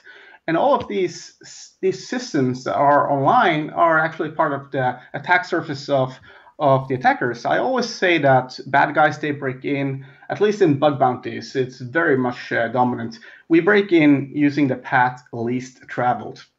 So the systems that are hard to discover but are actually online are the systems that we're breaking into. So definitely organizations, they should dump their DNS configurations and so on to know about what they actually have out there that is known about. But they should also do their own scanning, their own reconnaissance, and see when they find these systems that are just hosting some kind of splash page, they should learn about what type of application is hosted here. And there is no security by obscurity when it comes to this, because we're using content enumeration, trying to discover what is actually hosted behind this. We're using word lists that we've created customly for every single client. For example, we use Cool to enumerate all the different web pages and create word lists to help us better discover what type of contents are out there on clients' websites. It sounds like Keith's technical segment that he did, that he applies to bug bounties. Yeah. And right. What he'll find is that some of the more open bug bounties that let you do this level of reconnaissance, the steps are pretty similar, right? We enumerate via the web and Google searches. We do some DNS reconnaissance as well. And then essentially, I mean, you're running an HTTP screenshotting tool to tell you what's running behind every website. Is that usually the first step in the process, Chris? Definitely. The HTTP screenshotting tools are awesome, especially coming from the inside. I mean, if they start on the inside, learning about which applications they're hosting on the inside, it might be too much and too daunting to even approach. There might be several hundred websites and systems that are being hosted, and the screenshotting tools really helps us in grasping which systems we should address first. Now, Chris, what HTTP screenshotting tool is the most popular and most functional today? I know I had actually started that research years ago, but I think there's a lot better tools out there today. No, I'm using Eyewitness myself. It has some good export functionality to export into taking imports from Nmap even. Has a good JS Phantom implementation. Even works for RDP and other services as well, VNC and so on. So I'm using Eyewitness myself. That's awesome. Also, other I have a question. Go ahead, Jeff. Yo, go ahead. I'm curious, and humor an old man who used to do this a very long time ago. Is there any element... Don't worry, we humor old men all the time, Jeff. Paul's here. Thank you. That's true. And Jack occasionally. Yes. Is there any element of recon that you do that is in advance of, in addition to, or is something other than simply looking for the technology that might be out there that's reachable in one way or another? In other words, do you try to learn who or what the business is, what they're about, what they might care about in terms of security, Yes. who the people are, who the executives are, as potential targets, or for maybe phishing attacks later on, Can you describe what, if anything, is done in terms of recon? Because when I used to do recon, it was almost exclusively, we didn't have Google back then. We would go out and learn about the company and learn what they were doing and learn what they were about and try to get a feel for what we were going after. So I'm just curious. Oh, definitely. Great question. We do a bunch of different things, and I love your approach to the question, because we look at so much more than just the regular things that we know about in Recon. We look at, for example, the certificate transparency logs from that were required to put up and publish which certificates, HTTPS and SSL certificates that we have online. We're looking at those logs, learning about which systems might have been provisioned lately, for example. We have a script that harvests all employees of LinkedIn. I know there are tools that does this today, such as the Harvester and others, which will try to go through all employees and harvest who is actually employed at an organization. Recon NG tries to do this, among other things. But we also flag users inside of these. If we flag the organization's users in terms of who is a part of the management team, who is a part of the IT team. I mean, IT people, they're susceptible of having information on Stack Overflow, on GitHub that might be revealing. Management team is susceptible of being phished, and they're much more susceptible for those types of attacks. Customer service, we flagged on those types of guys. People managing inboxes and like public email, public social media is a huge part of our pen tests very often. I mean, in terms of risk. If we can take over a Twitter account that has 150,000 followers with a password of election 2017, I'm not just making this up, but if we can take over a Twitter account, that risk is probably equal to someone hacking into a web server. So we're looking at a bunch of different things. We're looking at, for example, we want to tell the customer about their mobile applications, which software they have running on Android, iPhone, Blackberries, Windows phones, and so on. We want to tell them about things that have already been leaked, like things such as source code reveals. We've seen passwords being revealed on GitHubs. We've seen people having a backup. So just by simply doing open source reconnaissance, we found copies of their SQL databases online, which basically concludes the pen test before we even started doing any exploitation, right? I was going to ask a follow-up. I'm sorry, I was going to ask a follow-up question. If you do, or what is the equivalent these days? You know, one of the things that we used to do in terms of sort of the open source, we didn't call it back then, but you know, we would look at Bug Track, Firewall Digest, various product vendors that would have basically websites set up to ask questions, and people would very often, if you could identify what company they were working for, you might find out what firewalls they had, what kind of security devices, what kind of network gear, what database they were using, and so on and so forth. Yep. Is there that type of equivalent open sourced investigations these days? Yeah. So honestly, I do appreciate learning the fact which type of vendor they're using for their equipment, especially their security products. Most of the time, it's easy to discover just by actually interacting with the services. But if everything comes down to what technology they're actually using, we'll use, for the most part, LinkedIn to just see what type of skills people have assigned to their profiles and so on, and we'll make assumptions.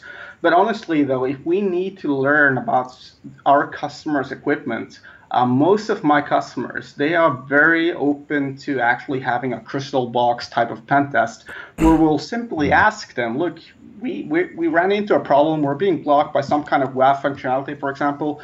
What type of product are you using so we can better circumvent that product? Or we might even ask them to disable the product for us. It's not like we're banking on a bunch of zero-day vulnerabilities that will target on their specific infrastructure, especially not on the external side of things. Honestly, when it comes to external side of things, a lot of customers are more or less, they're quite hardened on their exterior, but once you kind of get one step inside of the organization, for example, you misuse users' credentials that might have been stolen. The moment we get in through passive spraying, for example, it's much more weaker and more insecure. It's also one of the things we provide our customers. We're banking on a database of 4.5 billion usernames and passwords. Is it a bunch of usernames and passwords even? And we provide these usernames and passwords to our clients before we start the engagement. We don't reveal the passwords, but we tell them, look, all of these users have actually been compromised before, and they're leaked online. And you guys should probably patch or change these users, make sure that they don't have a similar password before we start our engagement, because if not, it's probably going to be an easier way in. Now, Chris, I wanted to ask you, when you said you identify source code that's leaked, what's the best way for you as a tester and both companies to determine if source code has leaked? So we go through their, for example, if they have mobile applications, we try to find their package names, for example, which is very easily revealed on, for example, Play Store. We search through a bunch of different code searching engines to look for keywords mentioning their company name, and we, I would say, quickly browse through what we can find. We don't spend extensive time on this, because we want to make the reconnaissance phase not take up too much time, but we definitely use code searching engines to try to reveal if this specific company name has been mentioned in any code that we can find, and then we browse, and then we find the respective user account that's been used. We look at other projects, other commits from this user, and we see what it's all about, if there's any sensitive information. And in fact, in one engagement, we found this was for a contractor for a political party in Norway. We found one of the consultants, they had on their own technical IT blog. So this guy was blogging on technical matters regarding IBM connections and how to patch, how to make it secure, and so on. On his own blog, he had put up a screenshot of how he would run several different command line arguments to make IBM connections patch. And one of the screenshots actually had the password censored. So the password is actually like, it was blanked out, but he forgot. So he didn't blank out every single piece of the characters. So there was like the top of the first character, the bottom of the third character, and the last 4 characters was actually revealing a bit of the top and the bottom of the characters themselves. And this allowed us to actually create a little word list of all potential passwords that the admin password could be. And this was one of the ways we broke into that organization. That's awesome. I love when companies don't do appropriate PDF censoring, masking, whichever. And yeah, there were times recently when they went and blacked out portions of the document, the PDF. And sure, there's the black bar over it, so you go and highlight the entire contents, control copy, go into a text document, control paste, and there's the text that was behind the black box. That's old school. Yes, and it works. It works. I'm writing a tool right now that is I'm writing this tool because I actually fell into the pit myself. I made a mistake. We distributed a report, a pen test report, in doc format, so in Word format. So mistake number 1, right? Yes. So basically, the customer went into so he distributed the report internally. One of the IT technicians went into the report, read the report, and he started going through all our revision history. And he basically went through every single change, everything how we wrote the report. And luckily, though, we didn't write anything that could be like bad, but still, it was. And of course, you never reuse content from a previous report or another customer. For example, so the tool I'm writing right now in PowerShell is a tool that will basically use. It takes, for example, say you are using Foca to download every single spreadsheet, Word document, PowerPoint, and so on. And my tool will basically go through this and not only extract metadata, which is what Foca does, but my tool will go through the revision history and see if there's any revision history, first of all, and flag down if there's anything that should be marked as potentially sensitive, so we can get eyes on that problem really quickly. I like Chris's pronunciation of Foca better. Foca. How do you pronounce it? Foca, you pronounced it Foca, and yes. That's awesome. That's kind of what it does. I'm teaching in the Middle East, man. I gotta be careful with my pronunciation. That's right. So, Foca. Now, you also mentioned reverse image searches. How do those play into doing reconnaissance for a pen test? So I love I love the reverse image searches because it usually reveals additional systems that are not hosted within an IP address, a subnet. It reveals systems that are otherwise hard to find. So what we do is that we take pictures from the customer, for example, their logo, their business partner's logo. So not business partners, but their daughter companies and so on, which is not a part of our reconnaissance. But we take their data that is very branded towards their company, and we look through, for example, Google's image search to see if we can find other additional systems that are mentioning this specific type of image or something similar. And this sometimes reveals more information for us. Oh, so I thought you were using like TinEye or something, which I guess could also reveal some interesting results, perhaps. Not familiar with TinEye. What does it do? TinEye is a reverse image search. So if you've got a picture that shows up on like Facebook or something like, you can upload that there, and it will find all the locations where it has been used previously. Yes. So similar types of things. You could potentially use that to identify partners. Yeah, but Chris was describing how he used a Google image search. Well, you could run that through TinEye too. That may give you even more results. TinEye, last I remember, has a browser plugin. It's been a while since I've used a browser plugin. Gotcha. So you can image, right click, TinEye search, done, boom. Nice. Yeah, I'm looking at their web page right now, so I'm definitely adding that to our recon process. There you go. Yeah, gotta love that. Everybody grows. That's right. Yes. Chris, you also said you use URL shorteners. Is that I can take my target company's domain and run it through a URL shortener and find all the URLs that have been shortened from that domain, or is it something different? So the thing is, we commonly use URL shorteners to make a link short to share with our colleagues or maybe some for marketing, whatever, right? But these URLs that you're shortening can actually be brute forced and revealed to anyone looking. So archive.org, they have a team called URL team. They've actually started brute forcing common tiny URL and so on. They're brute forcing URL shortener services to see what type of information they're holding. And a friend of mine, a guy I just recently hired to the company actually, he wrote a tool that basically allows you to parse their dumps and look to see if there's any URL shortener service that first of all has been parsed by archive.org that has any information regarding your targets.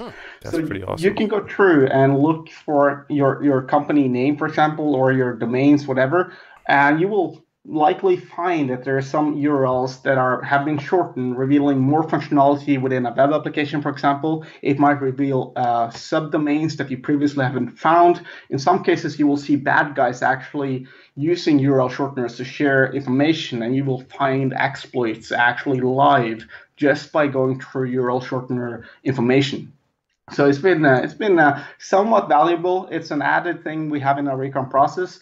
But it's very fun looking at, for example, every single web page in Norway who has a mention of, for example, etc password, who has a mention of SQL, SQL, like an injection type of strings in it. And you will find a bunch of vulnerable systems just by looking at URL shortener URLs that have been brute forced, and you can actually go to them and see what they're all about. And now you also are looking at certificates as well, and specifically the certificate transparency log? Yeah, so this is mistake number 2, Larry. I actually got pwned this way. This is how we learn. Yes. This is how I got my start. I got pwned. Same guy that I hired, he pwned me. Basically, I was running a pen test with my team, and I created a new domain for doing cross-site scripting. And I needed to have HTTPS to make this phishing and cross-site scripting attack work properly. So I, of course, went and got me a Let's Encrypt certificates, and I got SSL running on my web server. I set up my clone web page. Everything was looking good. I'm ready to push my attack out there. And 5 minutes after that, I get a direct message on Twitter, and basically an emoticon going what is this? And the link to my new, fresh founded domain. From somebody you had never spoken with on Twitter before. More or less. And I'm like, how the hell did you find this? Because this domain actually contained my customer name in it. So I had created a domain like www.customerName.no.netsecurity.no, for example, right? And I actually did an OPSEC leak there where I revealed which customer I'm currently working with, and it even had process scripting in its name, XSS in its name. So it's like, it's not what I want to have happening. I don't want to leak who I'm working for at any given moment, especially not in terms of a specific vulnerability. Yeah. Yep. We all make mistakes. We all learn from the mistakes. Hell yeah. And that's the best way to move forward. And actually talking about these makes us all better. Through failure comes success, my friend. Yes. And so what was it about the certificate? Is the something about when you register a certificate, something is public that allowed him to ascertain that information? Yeah, so I think it's coming from Google and a couple of other vendors, but they're encouraging certificates companies to publish which domains they're issuing certificates for, so you can verify that these certificates are actually issued by the provider that they have been issued from. And this is actually fully transparent, so you can go look through these logs on, for example, cert.sh, crt.sh. You can look at them through Google's own transparency log, and you can actually figure out which domains have been issued an SSL certificate in a past time. Even revoked certificates and expired certificates, giving you more intelligence on the company. And if you look at this today, and you look at, for example, government companies, if you look at the things they're issuing SSL on today, it's crazy. People are putting up test systems, staging systems, things that should not be online, but they need to have SSL on it, and they put it online just for testing. It might have an obscure DNS name and an obscure domain name, but they put it up online, imagining no one will find it. But it's just there 5 minutes later in the logs, and you can go pen test on that immediately, and probably you will find. This is where you will find a bunch of sensitive information today. Yay! Scraping for the win. Yes. Yeah. Jeff, more questions? So it sounds like a variation of security through obscurity. Yeah. Well, let's just do telnet on a high port. Nobody will ever find it. Yes. Well, yeah, kind of. So we do a bunch of DNS enumerations. So when we do our reconnaissance phase, we use a lot of specialized word lists. We use word lists that are for Norwegian language, of specific languages of those countries we're testing against, and so on. But I guess the customers believe that, look, if I put this in my DNS, if I put this on my SSL, and it has like this really obscure name, people are probably not going to find it immediately. And I'm just going to do some testing. I'm just going to put the system online, make sure that it works for the first 5 days, for example, and then I'm going to put it offline again. But that's all the time someone needs to actually break into the system. Now, Chris, did you happen to look into Domain Tools Iris when we're talking about DNS reconnaissance? You were mentioning that. I have been looking at some different vendors. I haven't looked at them for the moment, but it's definitely a service that is very useful for companies to be aware of and even subscribe to actually just know about when someone is actually just putting out a new domain name, and it appears in the logs. The reason I mention it is I think it's very complementary to the wordless brute forcing. In that you don't have to go through that step, that Domain Tools has partners actually they work with that can give you the entire history of a particular domain, including subdomains.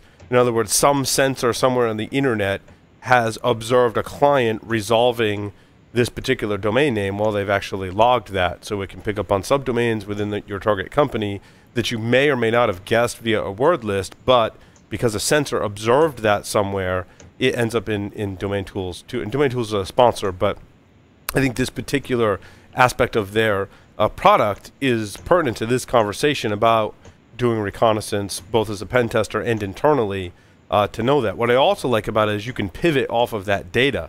So as you Chris, discover domain names and maybe different domain names that are associated with the organization, you can then go to the Iris tool and it'll let you pivot off of a phone number, an email address, a name, an address, and see what other domains may have been registered, and that can be maybe additional information that you might not have collected through those other means. Right. It sounds like a good idea, as long as you don't only rely on that system, I agree. that service. Yeah. Because most of my customers, they don't rely on only one top-level domain. They have multiple domain names that have their respective DNS names, subdomains even, and most of the time. Yeah, I love the idea, but you definitely need a pen tester's eyes on the problem, because what I'm seeing now is that I'm not going to mention company names, but people are trying to commercialize this like full-on recon as a service type of thing to basically have a vulnerability scan and a full recon phase done without having the need of a pen test type of thing. And I agree, and I'm going to tell you exactly why I agree, because when you do any kind of DNS recon for an organization, or you've got a list of potential HTTP servers in that environment that you've collected from multiple sources, you're going to go screenshot those, you're going to have a list of domain names. Someone has to go through that list and determine what's interesting. Yes. And that's something that you can't, I mean, sure, you could write an artificial intelligence algorithm, but no, there is no supplement for someone who can observe and make human decisions, that has experience, that can say, yeah, that like remote dot, or that's a bad example, but like, you know, like that domain name, for whatever reason, it's just human intuition. Looks like I should go there and see what's on. I take this back to what I had to do many years ago in healthcare. I was the guy that was responsible for reviewing all the logs for WebSense to figure out when people were surfing for porn and when they weren't. And there was thousands of things that would trigger for porn every day. And a lot of it was, I could tell by looking at the URL, pop-up ad, pop-up ad, pop-up ad, banner, banner, pop-up porn. Just because human intelligence. Because you've got a lot of intelligence on porn sites, Larry. So the more we can bring into our recon, the better. The thing is, with our recon, we kind of split it up from so the pentest methodology is basically reconnaissance and then discovery and then exploitation, right? So what we do is that we actually deliver reconnaissance as its own little mini delivery. So the customer only purchases a reconnaissance phase, so we can actually agree on what they need to have pen tests before it starts, and we can give a fixed price on their pen tests instead of having this whole cloud of uncertainty around us. But I love bringing in services like that, but we have to keep the reconnaissance a bit lean, not too much costs involved, because the reconnaissance is meant, for us at least, is meant to be like a service that gives the customer an indication of what needs to be pen tested right now, like what is actually their attack surface right now, what do they need to have covered. So definitely I'm looking into that service for our Chris, operations. For DNS brute forcing, what are some of the better tools of choice? So we have our own little custom tool that we created, because we used to use Fierce and DNS Enum, both part of the Kali distribution. But they're kind of lackluster when it comes to some functionality like UTF-8 characters and more. So we have our own little script developed to do this brute force for us, to find, so for example, when we find domains in a different subdomain, we do some more enumeration on that. But to mention two good tools that everyone can use for free, it's Fierce and DNS Enum. And paired with some good word lists, especially custom word lists that you create based on the information you find in PDFs and Word documents and so on, and the websites. It gives you, for very little effort, it gives you so much attack surface that you can go on. So DNS Recon, to plug Carlos's tool. Yeah, so that's not Carlos's tool is DNS Recon. Yep. And DNS Enum and Fierce are two other tools. Yep. And then to complete the chain, right, to fuel some of those word lists, it's Foca, which will download you the PDFs and Word documents, right, from a site. Yep. And then Sool to parse those and get your word lists. Does Sool parse PDFs and Word documents? It's been some time since I used some of these tools. Right, exactly. Awesome. Definitely. And there was one tool that I forgot to star on GitHub that I used this week on a pen test to pull up additional domains from wildcard certs and so forth. Yeah. Okay. Yes, and I can't remember. It starts with a C, and I'll find it. Domains from wildcard search. Yes, I'll In find. the meantime, I'll find that in the next. Jeff's got a comment. Jeff, and then 5 questions. And then I will find that tool. Well, I've been stewing a little bit because I'm still thinking about my past and when I used to do this, and I just want clarification, if there is such a thing. I think when I used to do what I called recon, that was an exercise in, I think, what we call more open source collection or OSINT these days. In other words, I wasn't touching any of the client's resources, electronically in any way, shape, or form. It was all the, what can I find out about them just by kind of looking around, and that's what I called recon. And then when we had sort of a good idea of what we were going to look at, we negotiated, maybe IP space or whatever that we were going to target. Then we started doing probing or discovery, and to me, it's two different activities. And yet and it may be just as clear in your mind, but it seems like you've been talking a little bit back and forth. Sometimes you're probing and touching and doing some form of scanning versus the things that you're collecting from external sources. We're not. It's a great insight, but we're not only doing passive. We are actually touching the systems. We are actually doing full-on content enumeration. We're actually probing the systems. We're scanning all ports, TCP at least, and we're actually learning fully what we believe to be the attack surface. And then this is coming from basically, I'm in belief of this is what the bad guys are already doing. So why shouldn't we? Why shouldn't we be able to interact with the systems and actually learn about the systems? So, of course, in the contracts, I have a statement saying that, look, we're actually going to touch your systems, and we're not being liable for any damages that could occur, but we're actually going on your systems to learn about the size of things. So, say, for example, I'm going to price up the cost of doing a pen test on a web application. I need to know how much functionality this web application provides. I need to know which other functionality that might be hidden there. I actually need to do a discovery and scanning phase as part of my early engagement. And this is the thing that we're splitting away from the pen test. We're delivering this as part of a separate engagement, while when the customer hires us, we're actually going into exploitation and verification. Yeah, and I guess full disclosure, we used to do a lot of our recon, even before we went under contract, because we were trying to scope the engagement, and that may very well have included, port scanning and IP scanning, because heck, back in those days, nobody knew you were doing it, and you could kind of do it to whomever you want. I think like maybe 1 out of 500 companies that we ever approached or were talking to ever said, "Hey, you're scanning us. Stop that." And we said, "Good for them." Yeah.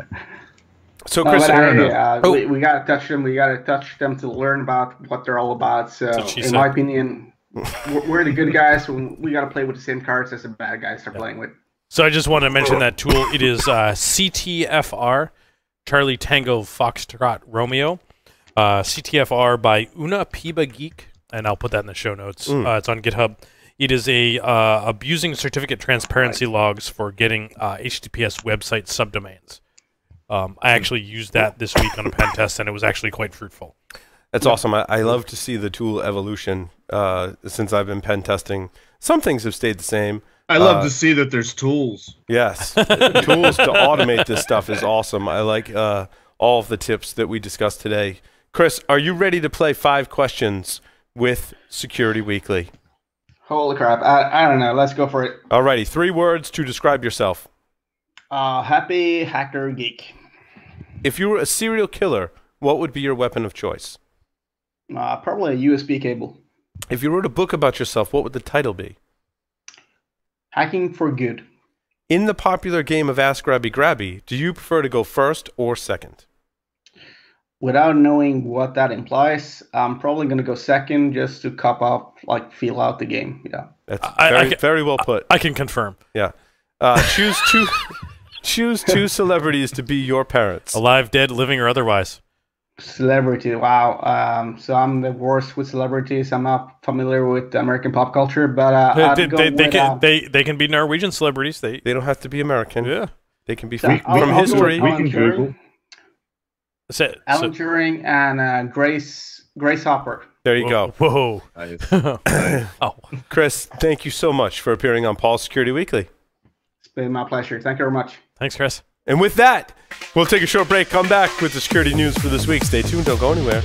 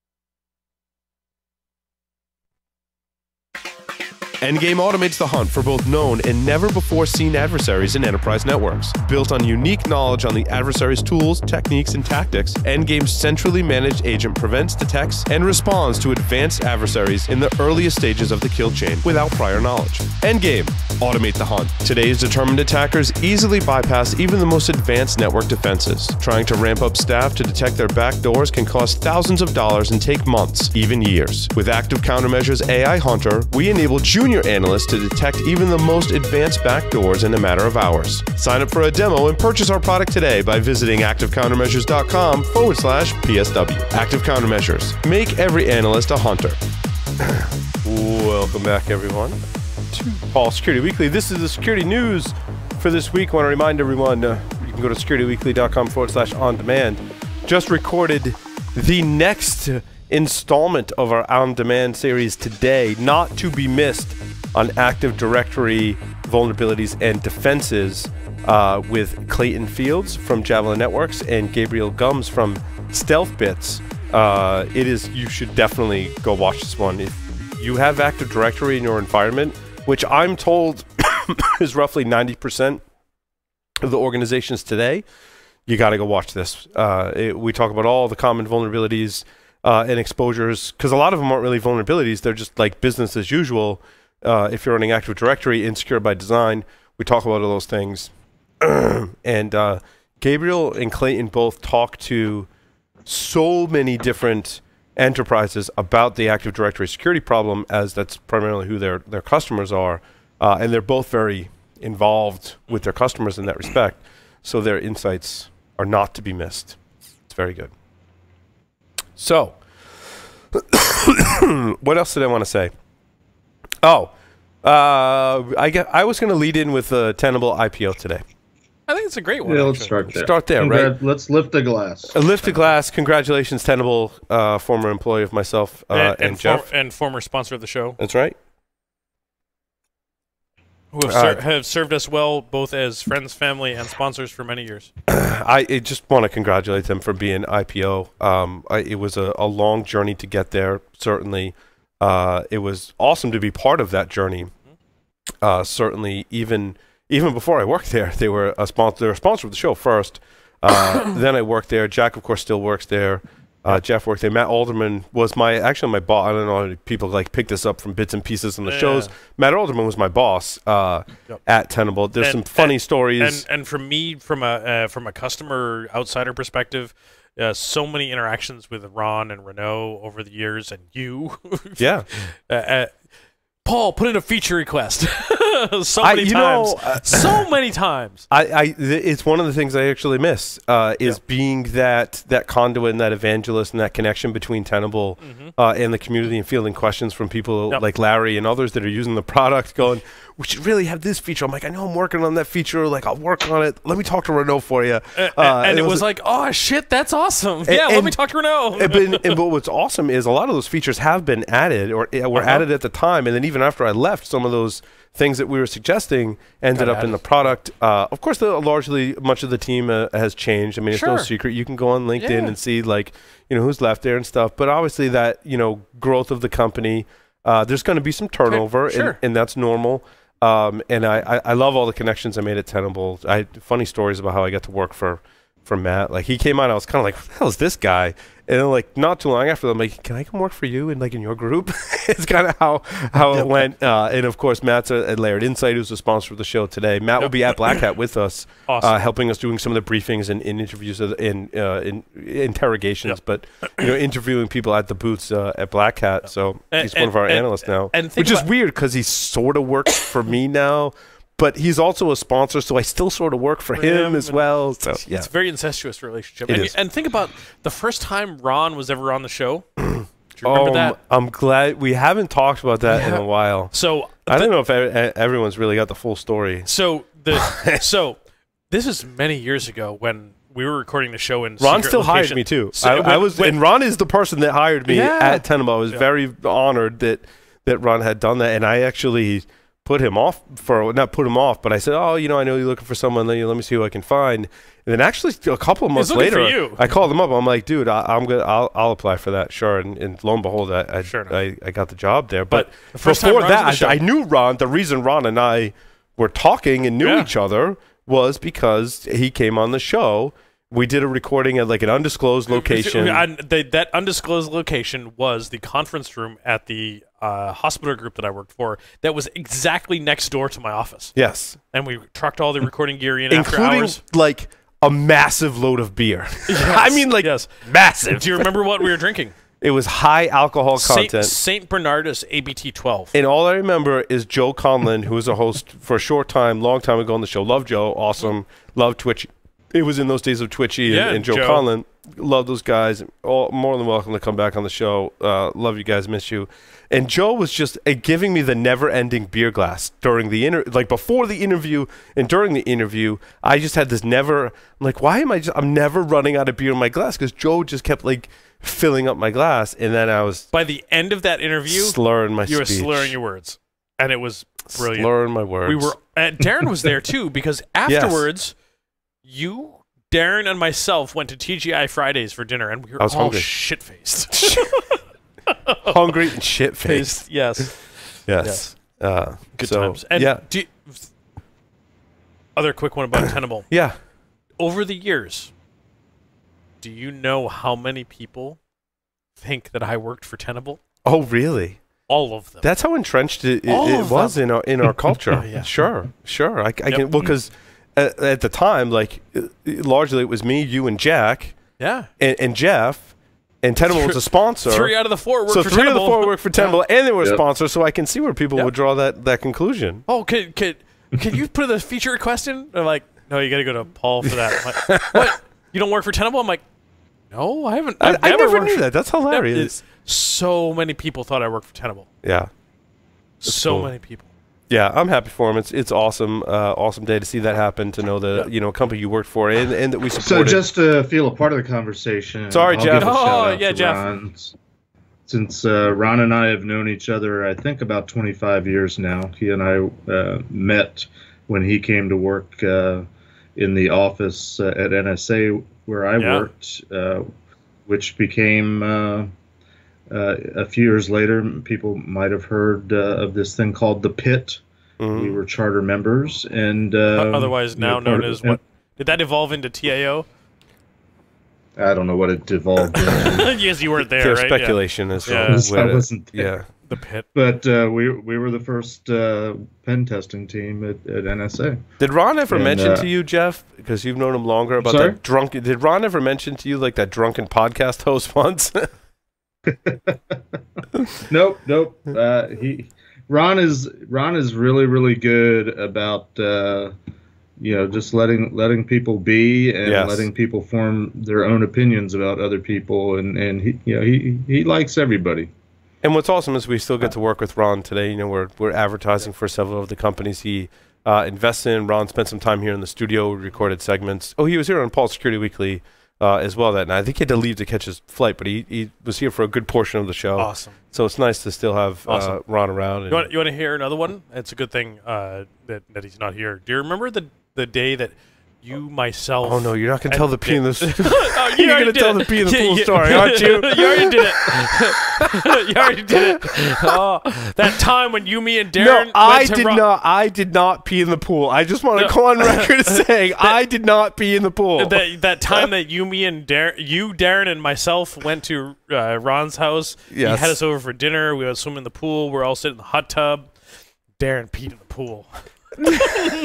Wow, that's out there now. And the sad part is there's no taking that back now. He told me later. He's like, Ron's a pretty savvy dude. Like, I just went out a little bit to see if the water turned green first. That's a myth. The water doesn't turn. But he did. But he did, because you never know. Like, it's Ron. Like, it could. Oh, he's like, I let a little out first to see if the water turned green. I was looking and it didn't turn green because I really had to pee. Sorry, Ron. Sorry. Ron doesn't live in that particular house anymore, so it's someone else's pool. That's a whole different pool. A whole different pool now. Yeah. Welcome to our ool. You'll notice there's no pee in it. Unless you're Darren and you're at Ron Gould's house. Oh, shit. Oh, wow. Darren, you made your mark on history today, man. Literally, it's made its mark. Wow. So this is a good friend of yours, I trust. I thought that was going to go to the graves with us, but now I'm going to get a phone call from Ron. It'll be all good. But you know, more importantly, I'm going to need a call from Cindy, who's Ron's wife, and be like, what? More importantly, you're going to get a call from Ron via Cindy and be like, dude, I pee in it all the time. Yeah, right. Just Cindy asked me to call you. I know she pees in it all the time too. So do the kids, and it's fine. I gotta make the call. Wow. Well, that was story time with Security Weekly. Won't be doing that segment anymore. Where's the music? Yeah, exactly. All right, that went well. What's going on this week? Costco was breached. Apparently, it's a shipping container company. Okay. Oh, ransomware. Yeah, that Costco, not Costco. Costco. Yeah, it's easy to confuse. Yes, and I confuse that all the time because I spend a decent amount of time in Seattle, and Seattle's one of the major shipping ports. And you see the Costco, like, damn, Costco imports a lot of shit. Oh, yeah, right, wrong different Costco, company. wrong Costco. Yeah. Ransomware. I don't know. So what happened? I don't know. I didn't read the story. Ransomware. I'll be completely honest.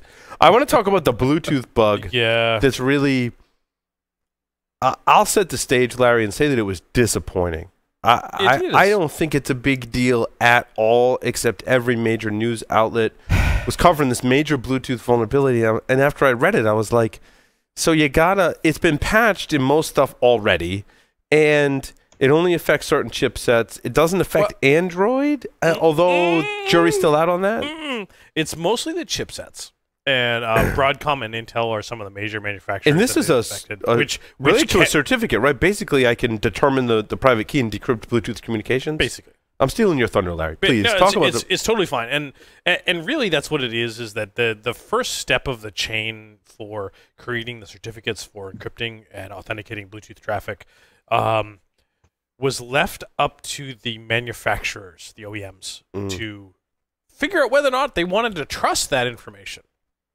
It's amazing how much of our learning process in security comes down to if you leave too much to be decided by the implementer of an RFC or a given standard, how that leads to security vulnerabilities sounds like this is the case.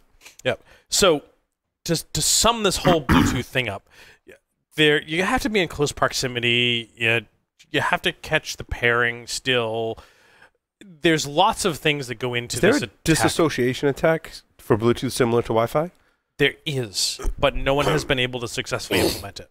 Really? Yes. So, well, that's interesting. So at any time, a client can issue a LMP not accepted claimant.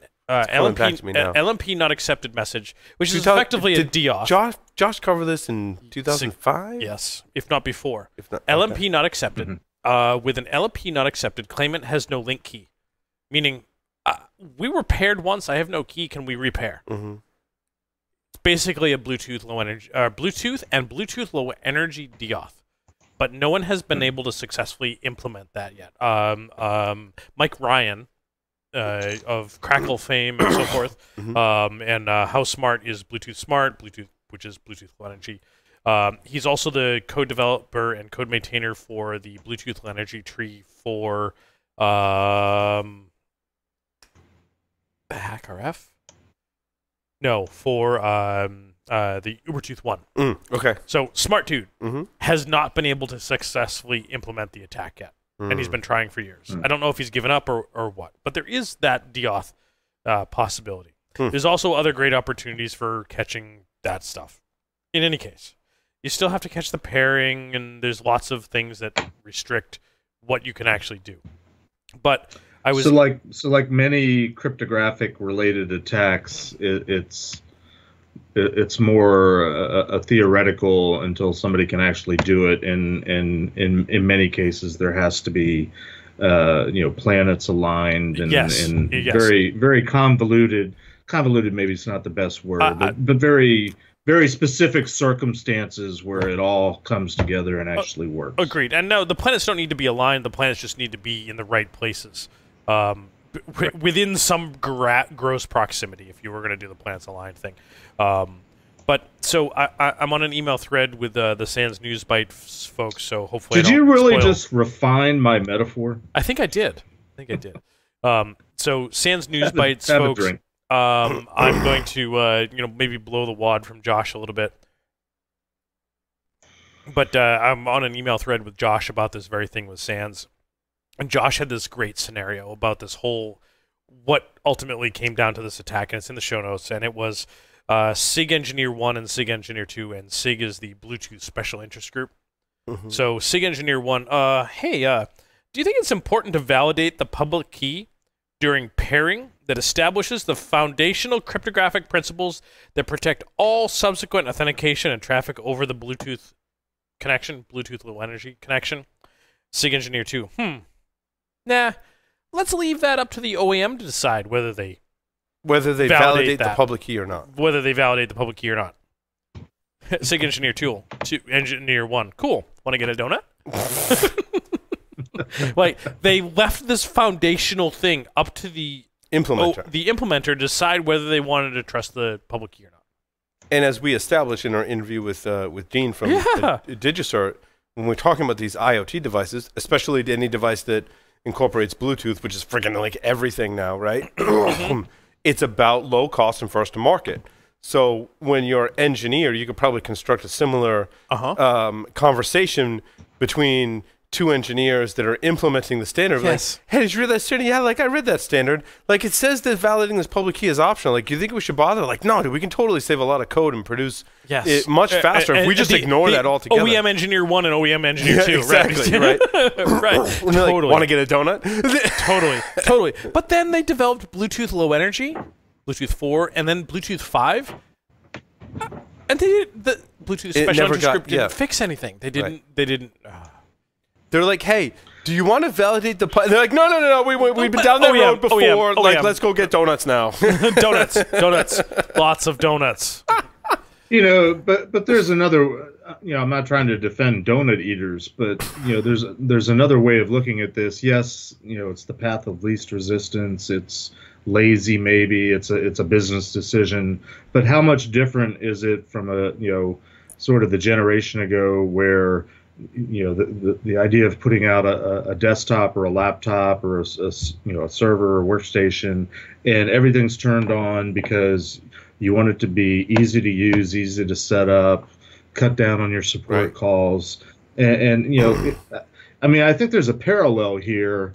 Maybe it's a little bit more obviously, maybe we'll call it lazy or irresponsible, but you could make the argument that they're just trying to get it out there and make it easy for people to work. And most consumers aren't worried; they just want to turn on the Bluetooth on whatever it is that they have, and they want it to work. And Jeff, I'll argue with you. Maybe not so much lazy, but very much a design consideration at the time. As in, if we want to validate the public key, let's let the OEM decide.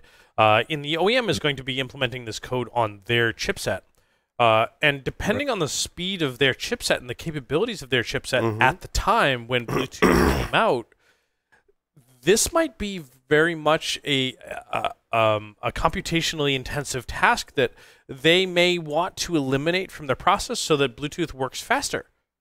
I completely agree. I can get that. I am, being a nerd and around technology my entire life, pretty much. I started when I was 7, right? Like, I'm still kind of amazed the functionality they put inside of devices that uses Bluetooth. Like, I got the Bose Sound Sport earbud things, right? And they've got Bluetooth in it. And the Bluetooth, especially on the Bose stuff, is awesome. Like, it pairs every single time. There's no connectivity issues. Unlike my Apple keyboards? Yeah. Functionality-wise, they are just awesome. And all the technology is in the tiny earbuds, so I can definitely see where you're making sacrifices there in terms of to get better functionality and usability. It's like I said, we could have a whole show on headphones and headsets, right? And Right. we get asked all the time for podcast recommendations, and so I've used a lot of them. I tell you what, like the implementation is friggin' awesome. But maybe chose not to include this. But maybe chose not to include but security in light of usability. As a move forward from code optimization that happened in 2005, when the playing field was significantly different. True. And I totally understand why this has potentially moved forward. It is a hindsight being 2020 problem. Right. But now, focus on this vulnerability specifically. Largely, this has been fixed. Already pushed it. Well, It's either they've pushed out code updates. Whether people have applied them or not is remained to be seen. It's largely been patched, updated. Whether they've applied them or not, this is the conundrum. And whether we it run affects into. Android or not. When I looked at the NVD entry, it was like unknown. It listed Android as like unknown. I'm like, what do you mean unknown? Like, is it vulnerable or not? Well, Android runs on how many different platforms with how many different chipsets in versions of Android, and how many different chipsets? Yep. Unknown. Yeah. So yeah. Oh, so that's what they could say because they know Apple has a specific chipset, specific code, right? Or limited chipsets that run the specific code. So that's really where it comes down to. Okay, I think we've beaten that one to death. And we talked about Google Chrome already. Yes. It's nice. We covered that one already. And I did confirm mine did update to 5.8. And I am looking at wiki.securityweekly.com right now, and it says secure. And I went to hackswithmatrix.com, HTTP, and it says not secure. Okay, first step. So it works. It does as intended. That's okay because and I wanted to mention this during then in Paul. We talked about a bunch of hosting providers. I'm taking a little bit different tact about hosting a bunch of websites that I currently maintain. GitHub.io. GitHub offers website hosting. And I'm actually going to migrate my blog to a blog at GitHub.io. That's all published via Git. So you're going to host it with Microsoft? Yeah. Why not? Git, GitHub, and Microsoft. Who's going to do a better job of protecting that infrastructure, them or me? Yeah, I didn't get the whole backlash on Microsoft buying Git. And you bring up an extremely valid point, in my opinion, Larry, is that who better, what larger software companies are there? Microsoft's one of the major players. Who can put more funding and resources behind a project like GitHub than Microsoft? And I don't agree with people that think Microsoft hates open source. I think it's the complete opposite. And we've had quite the contrary be stated by people who represent Microsoft, and they're totally embracing it. So I don't get it, and I think that's a really cool spot to host your website. So I'm gonna give my blog a shot there, and then maybe I'll move other stuff there too. Yeah, I'm a good mostly because I don't want to update my WordPress anymore, or my movable type. I've gone to a WordPress hosting provider that we mentioned earlier, which I'm really liking so far. Again, I got some of my smaller sites on actually next week. Just a heads up, like if stuff doesn't work on Security Weekly, it's because I'm breaking shit. And if you notice a broken link on any of our websites, like pay attention to that. If you notice anything weird, please send it to me or our team, psw@securityweekly.com. Is there a bounty? Yeah, I'll send people Hack Naked shirts and Security Weekly swag. If you find a valid problem with what I'm about to cut over, absolutely. After you cut over? No, if you find a valid problem, whether I'm in the process of cutting over, right? Because you do it slow. Like there's a bunch of other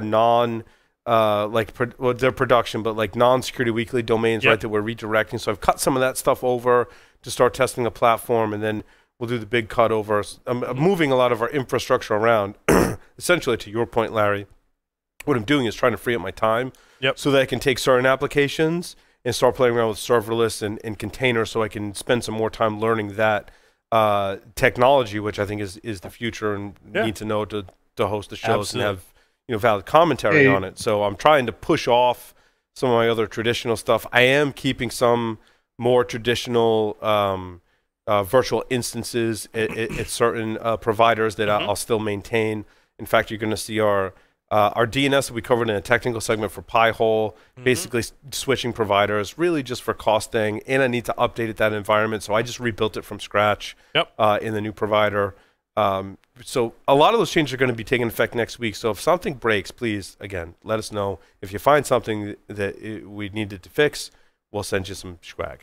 Yeah, Hey, absolutely. before we get too far away from be it, gentle.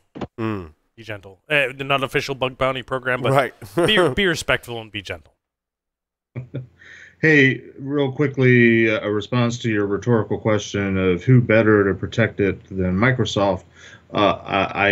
I don't disagree with that, but I will say I have heard that before, and I'll leave it at that. Yep. I agree, Jeff, but I think that the GitHub acquisition is strategic for Microsoft, and so they're going to want to keep everyone happy because of the strategic nature, I think, of that acquisition and how it plays into their Azure cloud and become part of the DevOps process and such.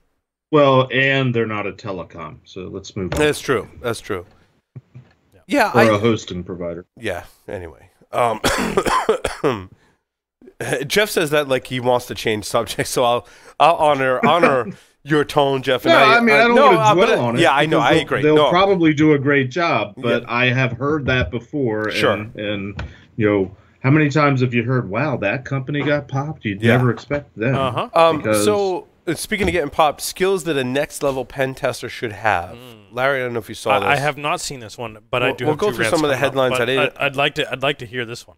I'll be honest, I didn't read this in as much detail as I should have. However, you know, skimming through it and looking at the headlines, I think there's some interesting things in here. Certainly says they focus on the business logic and business impact. Yep. We've been saying that for a long time. I don't think that's next level. I think that's table stakes. Like if you all right. can't, I think you're doing a disservice in calling it a penetration test if you're not focused on the business logic and the business impact. Jeff, I know you absolutely agree with that, right? Like pen test for the sake of pointing out vulnerabilities is not really a pen test. Yeah, I don't think a pen test is for vulnerability discovery. Period. Right. All right. So the author here, I think he's hitting on a valuable thing, the focus on business logic and business impact. I mean, that's table stakes. You really need to be doing that now. But as you said, this one is the essential rule. You should have been doing this a long time ago. Yep. And this is really it. Understand what the business is, and understand what your targets are, and understand when you have valuable information. I think the second point. Well, and I would add, if Go I ahead, Jeff. may, because I've heard variations of this at many conferences I've been to over the last couple years. All these companies should have been doing this already, but the reality is they haven't.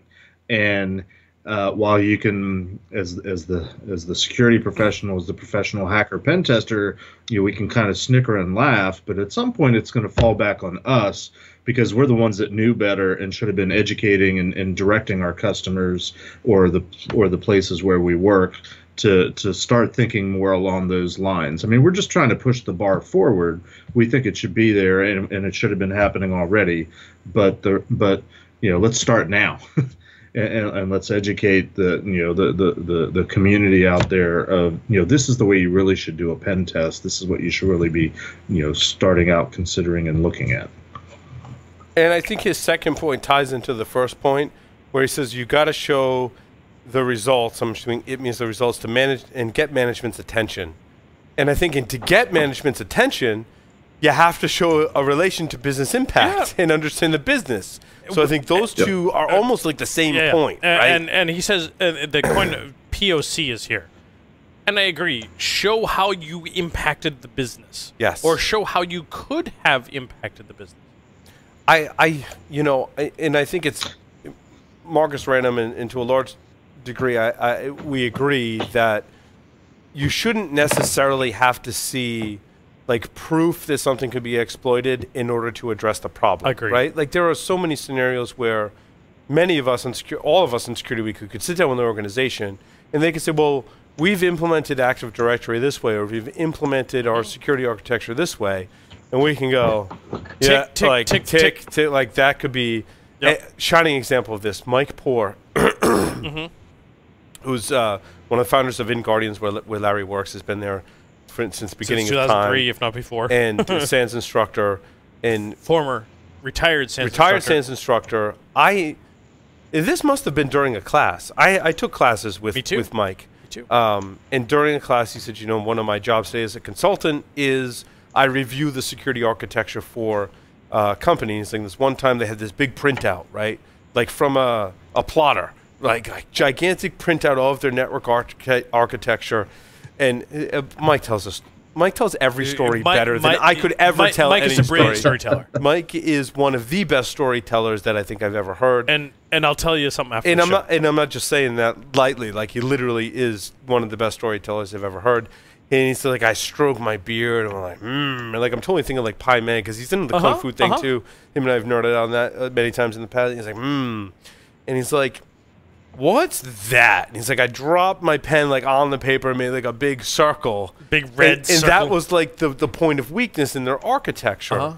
And I totally believe that without a pen test, people like Mike, ourselves, and others can really do that for security architecture. And why do we need to go?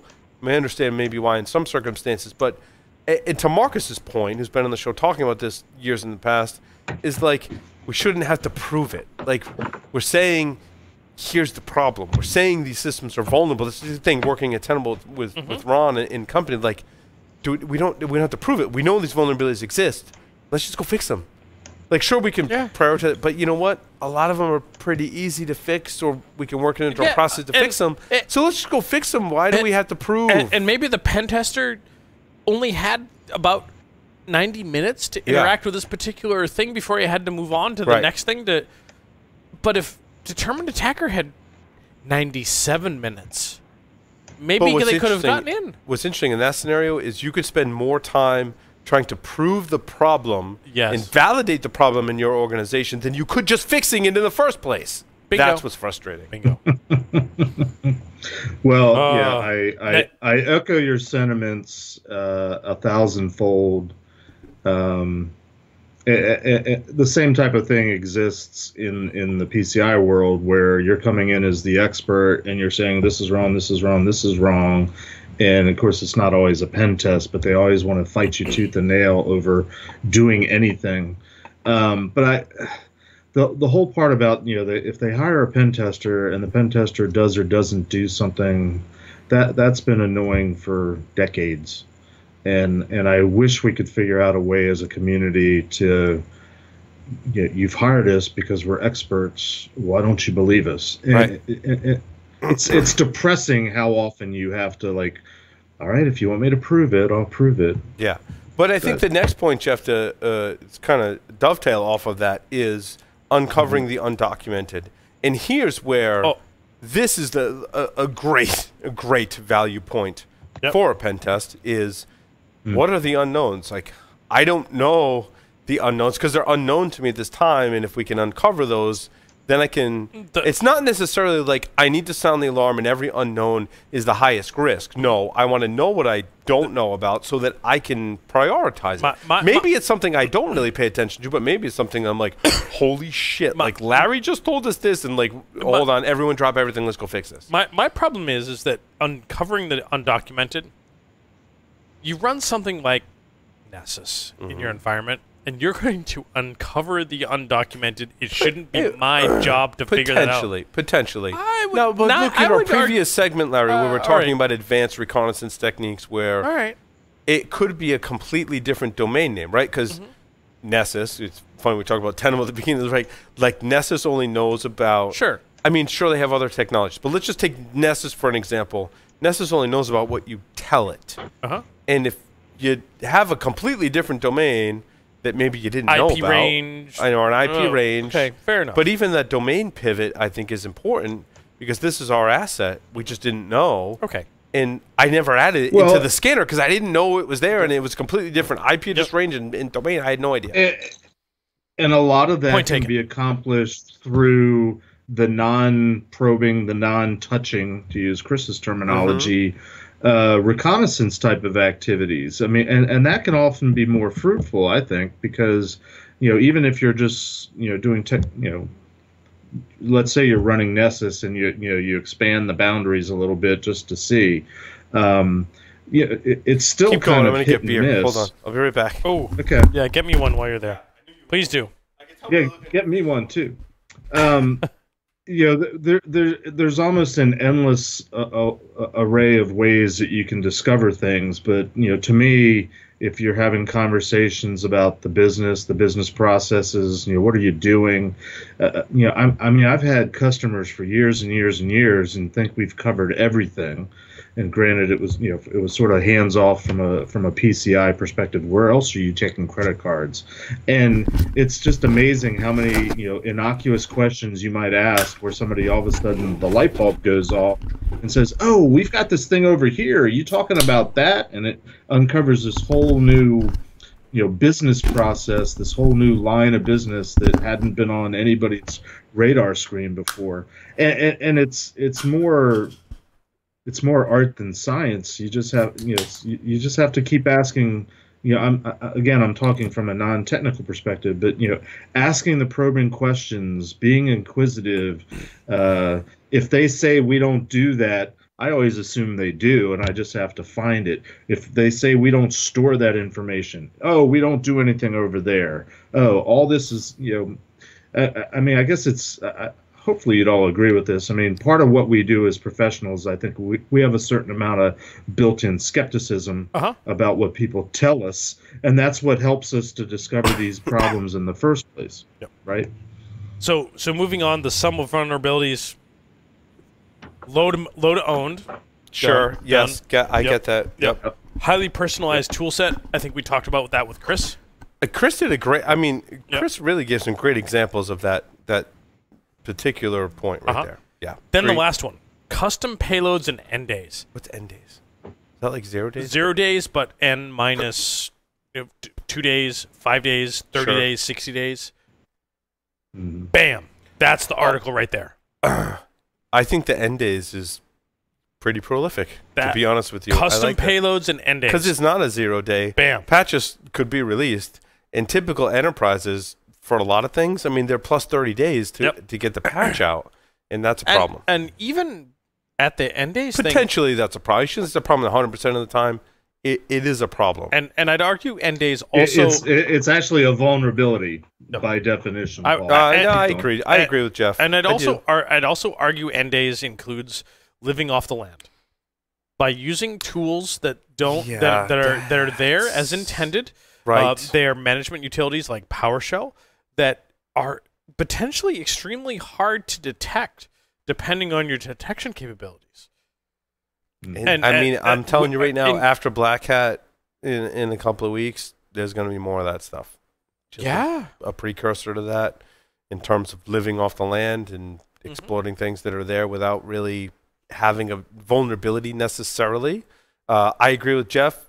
Before it's disclosed, it is a 0 day. We can make the distinction between a 0 day vulnerability and a 0 day exploit, certainly. Once there is a patch that is public, I would say, has to be public, it is a vulnerability. In my and some cases, that vulnerability may be a feature that they don't want to make go away. Well, and those are those are the ones that don't get CVEs. I mean, we just talked about Active Directory today for an hour, and I think the majority of what we talked about, Larry, was not anything that Microsoft or even the community would deem like a 0 day or a vulnerability. Like, we're talking about a specific bug in software or hardware, firmware, whatever, right, that leads to a security vulnerability. In this case, we're talking about is you're just taking advantage of how things work. Yeah. Well, and I would add too, not just features, but very often for many companies, it's a part of the business process that they feel is too mission critical to, take it offline to fix, or they don't have the fix for it, or they don't want to spend the money, or there's a million reasons we can't fix it. Yep. A million reasons. Larry. Do you have stories in there that you? I have two that I wanted to specifically address. One of them is Russian hackers. That was your rant. That's where I want to go. Yes. Russian hackers are in our ICS systems, all over the news. All over the news. Basically, I covered this. I'm like, yeah. And guess what? we're all in Russian ICS systems, from what I understand. So, From my unscientific research, what I understand is that we're kind of at like a standoff. Like, we've gained a foothold in other countries may have gained a foothold into us. Neither side wants to act. We've all gained a foothold into.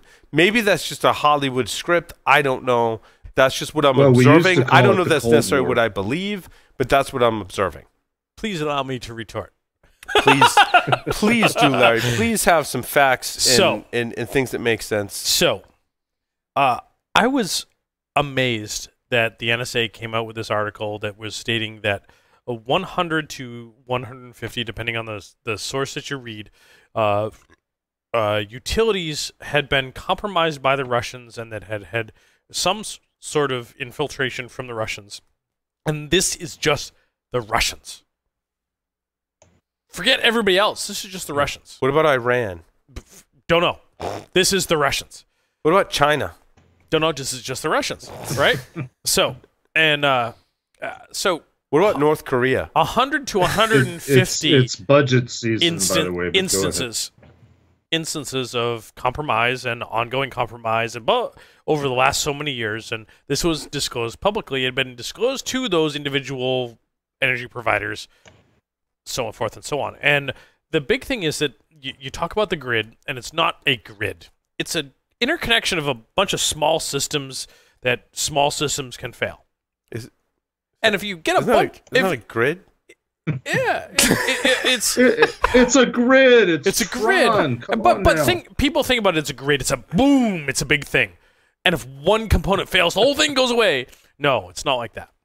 But if you have 100 or 150 of those components fail in lots of locations, bad things happen all over the place. It's a distributed type of thing, like the internet. It's a grid. It's a grid. It's like the internet. People don't get this. There is a little bit of redundancy in there. A little bit, but people don't get this. And my thing is that 2 years ago, Ted Koppel released a book called Lights Out, and Ted Koppel went down this thing about cybersecurity in the ICS space, and specifically around power companies that said, we're all fucked. TLDR, we're all fucked. And then he went down the path of, prepping, and he went a little bit off reservation. But it was basically along the lines of all these power plants and ICS and power grid and stuff is all connected to the internet, and we're all fucked. And I got to read his book early. CBS Sunday Morning came to my house and interviewed me. Oh, I remember that. And my basic tenet and that they captured at the output of the article was, at the output of the show was, if you don't think that Russia is in our power grid and we are in theirs, you're deluding yourself.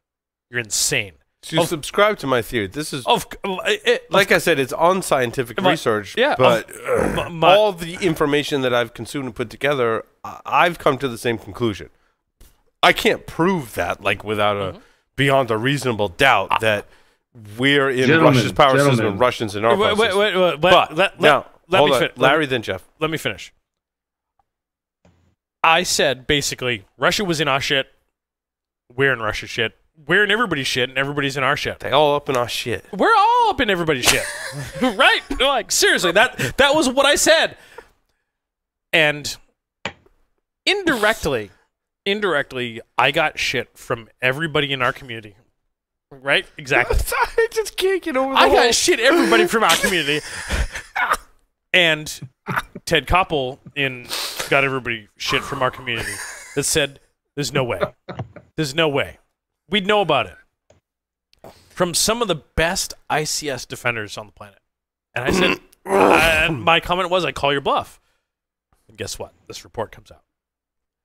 And the report comes out, I call your bluff, and who's right? What's interesting is I was giving a training class. I thought you said I was next, Paul. Sorry, hold on quick, Jeff. I just want to dovetail what Larry was saying. I used the word dovetail twice in one segment. That might be a record. But I was teaching a class to folks who worked for industrial control systems companies on IoT security. I said largely the industry, and the public hasn't paid attention because there hasn't been any significant hacks. There's been a couple of examples, and they're like, no, there's been lots of hacks. And I was like, all right, you know what? Everyone pack up. I need to go to the bar. Like, I'm sorry. Like, that's just frightening. Sorry, Jeff.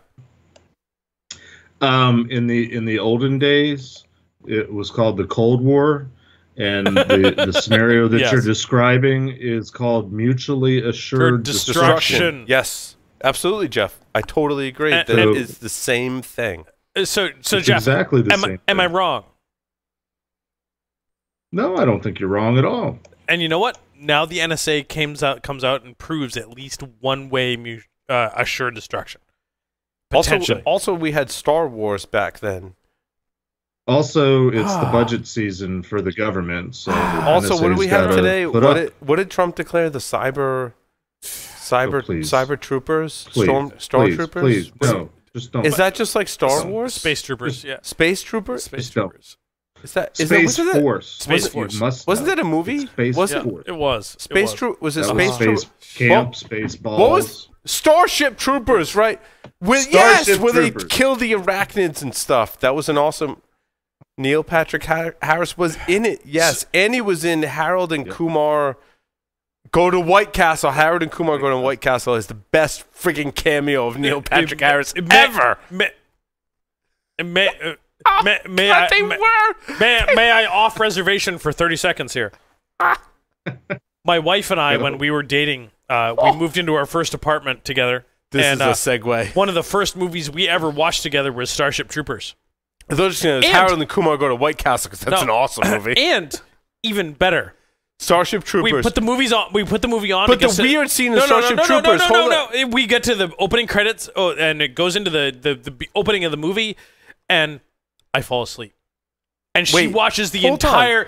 She watches the entire. You were on a date. You were on a date. We lived together. Okay, so you weren't married yet. This is the first. Okay. This is the first movie we watched in our apartment when we first moved in together before we got married. I gotcha. You fell asleep. I fell asleep. She watched Party the entire animal. She watched the entire fucking movie. The movie was over, and she's like, "Man, that sucked." I'm like, "Really?"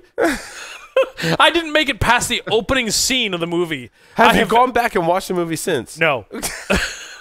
Even better. No. It is a great movie. I was going to say there's a scene where like there's a co-ed shower. Just because of that, I don't want to know. All right.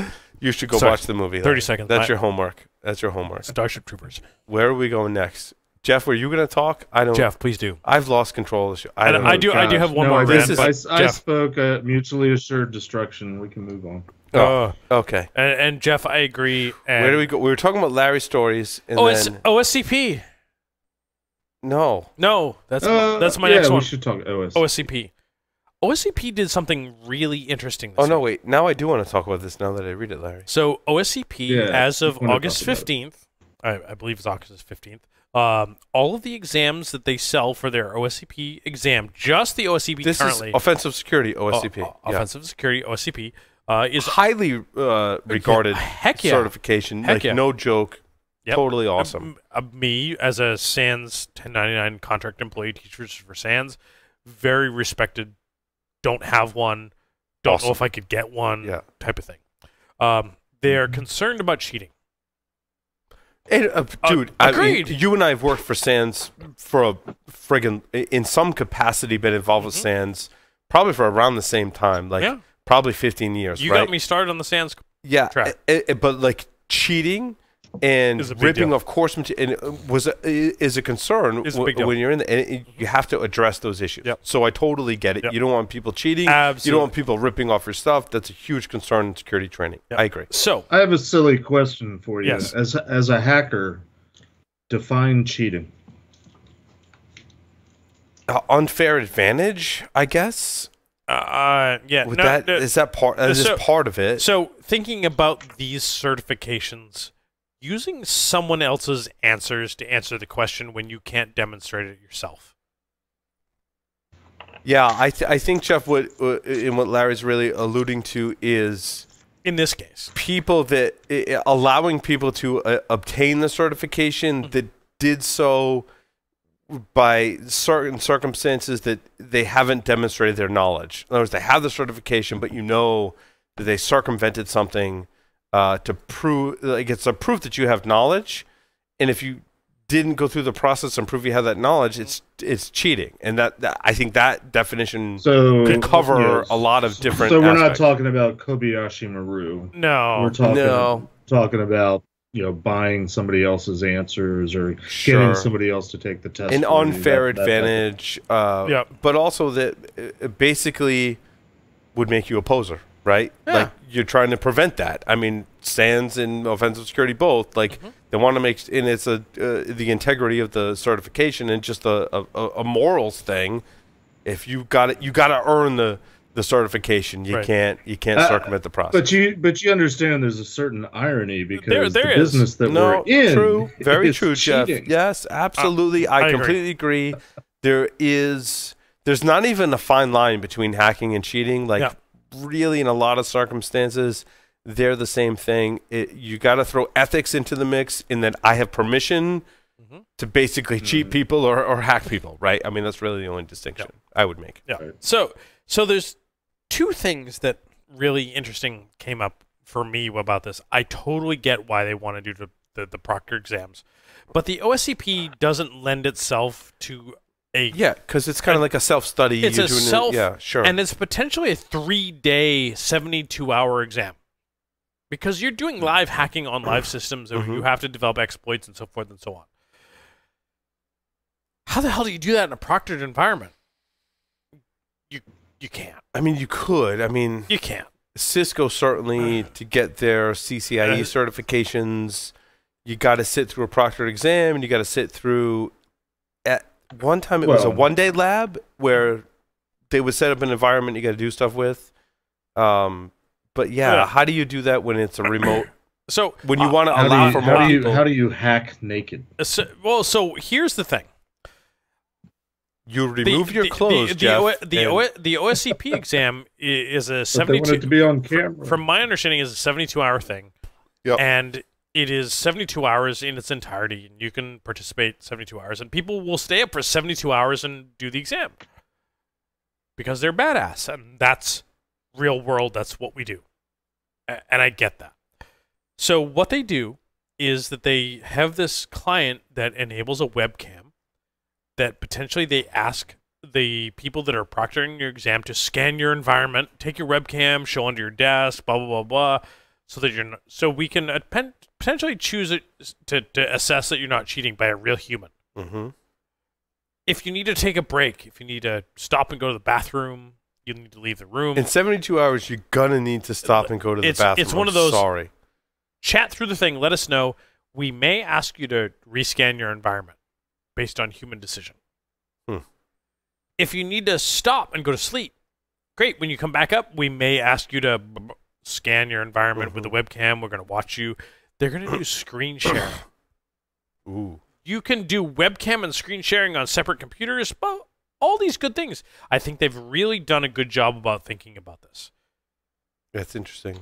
I mean, they're preserving the integrity of the. I feel like there's a Black Mirror episode in this. I agree, Jeff. There's two things that are very interesting to me. One, their code of ethics and all their privacy things says, yes, we will stream video while you're taking the exam, screen and environment, 24 hours a day, 7 days a week, to the Philippines. To our employees in the Philippines. Not contracted employees, our employees in the Philippines. And my question is, has anyone read Cryptonomicon?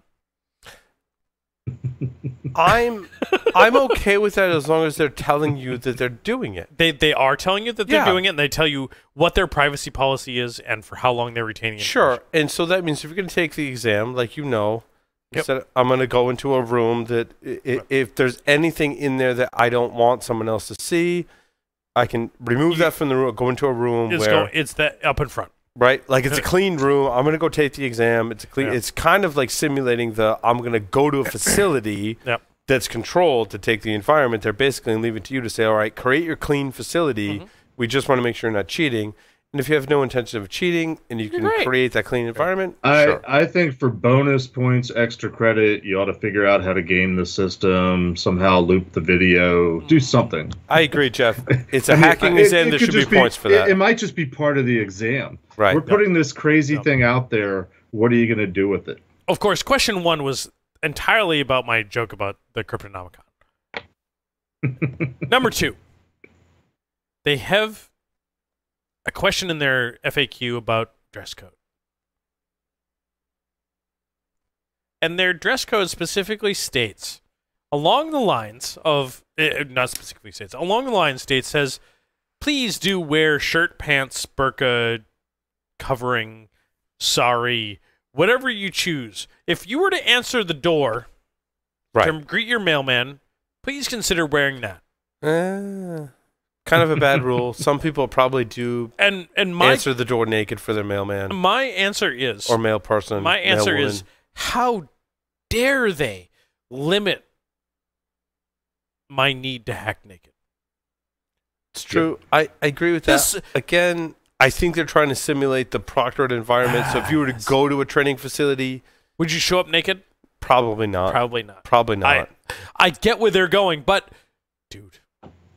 Hack naked. Hack naked. It hack does. Naked. Come on. For that 72 hours, put some clothes on. The rest of the time, once you get your certification... Wait. And you get a job with a pen testing company, dude, you can totally hack naked. For 72 hours, put on some pants. You don't have to wear a shirt. Dude, throw some shorts on, dude. Like, what's the big deal? Throw some shorts on. A male. I don't care. I mean, put on some pants. I love to hack. I love to hack naked because we came with the slogan. But I tell you what, like in the summer or in the winter, like you got to have some. You don't want to stick to the chair. That's what I'm saying. But that's why you have a cloth chair, not leather. Oh, true. I have a cloth chair at home. But for that 72 hours, we spent way too much time on this. Do you know? Way too much time. Do you know how many times? Do you know how many times I've hacked naked? I don't want to know. Do you know how many times I've podcasted naked?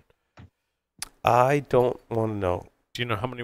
Do you have smart things yet, Larry? I have a smart things. It is in the box currently, and it's an older version. What's interesting is that Aaron is here for a few weeks.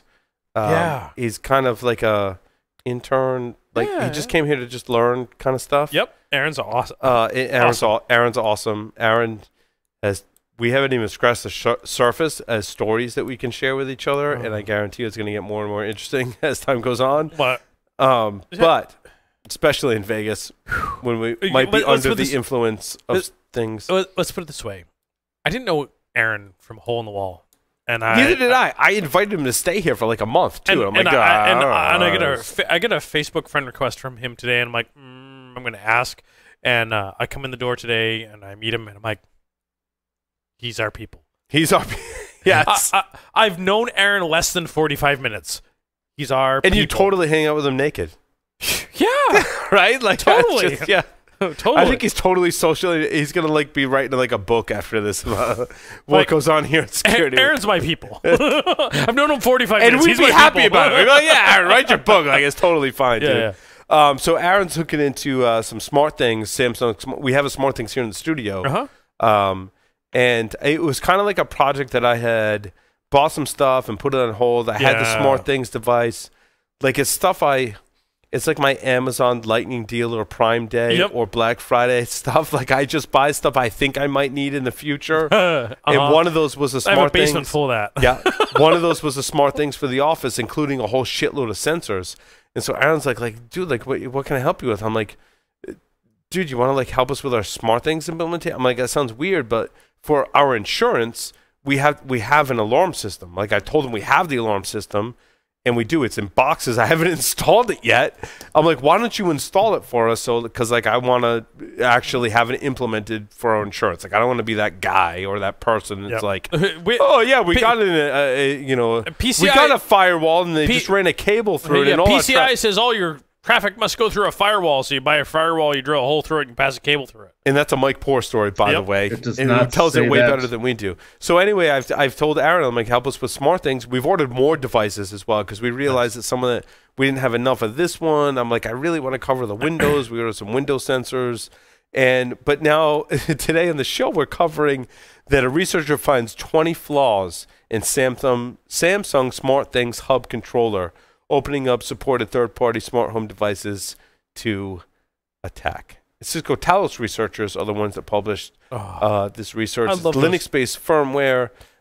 Their device supports Zigbee and Z-Wave and Bluetooth, which is why, again, we get the security versus usability. I like SmartThings, even though it's Samsung. Yep. God damn, say what the usability. So anyone that finds any bugs in Security Weekly's implementation will get free T-shirts and swag. Sure, because we have a bug bounty. It wouldn't be that difficult to physically. You have to physically come here. The parking lot's pretty small. Yeah, come right in the parking lot. Come like, on you're up. gonna find our SmartThings. It's there. Come on in. We'll give you a beer. Sure. Yeah, Paul, I'm gonna put words in your mouth, and I will do the Josh Wright thing. If you're gonna come to my house and you're gonna hack my Wi-Fi, something clever. Family movie night is the password. If you're going to go to Josh's house, show up. Don't steal my Wi-Fi. Knock on the door. Let's have some coffee. Let's talk. Yeah, let's come in, have some coffee, have some beer, have a cigar, like whatever you're into. That's fine. Hack my shit. We'll give you T-shirts, beer, whatever. So yeah, I don't know what these 20 vulnerabilities are. I'm curious to dig into them and see. I did see something about a firmware update. Aaron and I actually are working together on, updating and sharing access to SmartThings. Aaron showed me, like, it was really funny. I was looking at how we make this particular sensor work with SmartThings. Yeah. And I was like, dude, I don't know what the fuck these instructions are saying. I'm like, it's telling me to go to the screen and hit edit. And I'm like, the only thing I know of in SmartThings is the mobile app. I'm like, there's no web interface for SmartThings. Like, I've searched. I'm like, can you guys give me a web interface? Because, like, when I'm doing a massive install like Aaron's doing right now, like a web interface would be awesome because I don't want to do all that bullshit on my phone. Yep. And we're trying to pair the devices. And there's like a specific URL. It's like graph.api.smartthings.com, and it gives you a full web interface to your SmartThings. Yeah. He's like, Paul, those were the instructions you were looking at? Was for this like unpublished URL. And I logged in. I'm like, oh, now the instructions make perfect fucking sense. I'm like, I go to edit and now I can change the device. So some devices that like say they work with SmartThings, some work out of the box with the mobile app. Other ones you have to go into this weird web interface that's not published really anywhere, very few places, and change the device profile. Works with Amazon Echo. Right. That's the... Yeah, it works with Amazon Echo, but you can write your own Python script to interface with the API. SmartThings it has some stuff like that too, like things that most of the things that don't say work with SmartThings, some people have integrated. And you got to like go to some dude's GitHub and get the code. You've got to have a Raspberry Pi that does it. In any case, I don't know. That's what I chose to use as our security system here for physical security here at the studio. For better or for worse, it provides, I don't know. It's cool stuff. Security-wise, it has issues as have just been published recently. So make sure you keep up to date with firmware, certainly on your SmartThings device. We do use it here. Door, window, motion sensors. And I ordered a couple of plugs. So as many know, we produce a cigar podcast. Yeah. And we can smoke in our studios. Largely so we can support our cigar podcast, not just to do the show, but like you got to smoke cigars and review them too, so we can smoke in our studio. And so we've got fans, and we mounted 3 fans in the front of the other side of the studio. They're controlled by SmartThings now. Nice. So like the schedule's automatic. Like when we come in the morning, the fans automatically kick on. And it's really my vision. Aaron's implementing my vision for SmartThings here at the studio and doing things like that. But make sure you're updated on firmware. It's important. As we've talked about in the past, I've decided to go down the Amazon route for that, and I've got some Pi stuff going on. I've got some Philips Hue bulbs and so forth. Dude, I'm curious to see what you think of SmartThings. You should pick up a device. I have one. Okay, so it's a work thing for us to hack mess around with it. Yeah, and, it's cool. And absolutely, I really like the Amazon stuff. And I've got a server and I've got stuff, and I have one of those Billy Bass fish in my office. Yeah, that's connected to a Pi that does all the stuff. And I spent a day with Ed. Yeah, I remember that. Yeah, okay. And it was awesome. And I can do my Alexa, turn on the fish. and the Billy Bass goes off. Security aside, Yeah. I like the functionality where SmartThings talks to the Echo platform. Yep. And allows you to issue voice commands to turn your lights on. Uh-huh. And I have to say, since I've implemented that feature, that's the most used feature in my house, between myself and all of my family members, wife and kids included, will issue voice commands to turn lights on and off. You know, I mean, those of us that have kids know, and those of us that have been kids, which are all of us, right? We've all been afraid of the dark when we were a kid at a certain point in time. And to issue a voice command to say, turn on your child's lamp, and then teach them to issue the same command. Alexa, turn on my nightlight. Yeah, that's awesome, right? And so we've come up with some pretty creative ways to make that happen in our house. And by creative, I mean my older two sons kind of pseudo share a bedroom. So they had a really large, like narrow but long bedroom in my house, and we built a wall in between it with a barn door. Nice. So we could put kitty, and there was actually a closet on either side. Is that the one in the front of the house? In the front of the house, Okay, on the second floor. And so we put a wall, a half wall with a barn door to complete it. So they both have their rooms. The problem is, if you put an Amazon, I won't say the keyword, but if you put an Amazon device in each room and you use the same keyword to activate them, they're both going to activate and get really confused. Yeah. But in Amazon, you can say that the keyword is Echo Computer versus the female first name that they use to so in one son's room the keyword is Echo and the other son's room is the default, so they can both control their devices. Computer, Earl Grey, tea, hot. And I think you can say it's computer. Yes, you can set it to computer. Yes. So and we had that just happen recently. That I have an Echo in my office and we have one in the kitchen, and they're relatively close together. My wife told Amazon to do something. She told Alexa to do something, and it triggered both of them. And my office didn't quite hear it right. Yeah, so and it gets confused. And I just never mind. What's nice is in one son, my older son has a TV in his room, and my middle son has the Echo Show, which is creepy. And I've gone through great lengths to turn off as much functionality as possible on that to limit, you know, what can happen making calls and video calls and such. But he can actually issue commands to watch his TV shows. Nice. Which is pretty nice. But I had to separate the keyword. Yeah, and that was interesting. So my we totally off reservation. Oldest daughter, 10, has a friend sleepover last night, and they come downstairs at about 10 o'clock and said, "Daddy, we want to watch a movie." Like, no. Go up to your room. You've got a TV in your room. You've got Amazon. You've got Netflix. Go find a movie to watch. Go. And they did. They found a movie to watch. Yep. And that's exactly what I've been doing a lot. Now, when I monitoring that is interesting. It's one of the things Adrian Santabria and I have been talking about is how do you monitor that? And I catch my kids all the time. And me too. And I'm like, dude, like, you know what Dad does for a living? Like, do you think I'm not gonna see that kind of stuff? That was when the 10-year-old got her TV in her room. She does not have cable, whatever is set up in her room. She has all the online content through her Amazon device. Yep. And I said, so, day we hooked it up, I said, we're trusting you. And I can see everything that you're doing. So if you choose to watch Man in the High Castle, I'll know. Whatever you do on this device, I know. I didn't really know whether I knew or not. Half an hour later, it says that she installed a game on her Amazon device. And about half an hour later, come up and says, "Oh, how's such and such a game?" And she's like, "What? You thought I was kidding?" Yeah, like it took that one. Do you know what Daddy does for a living? And it took, and I got an email that said, "Oh, thank you for installing such and such a game on your Amazon device." And I'm like, "Cool."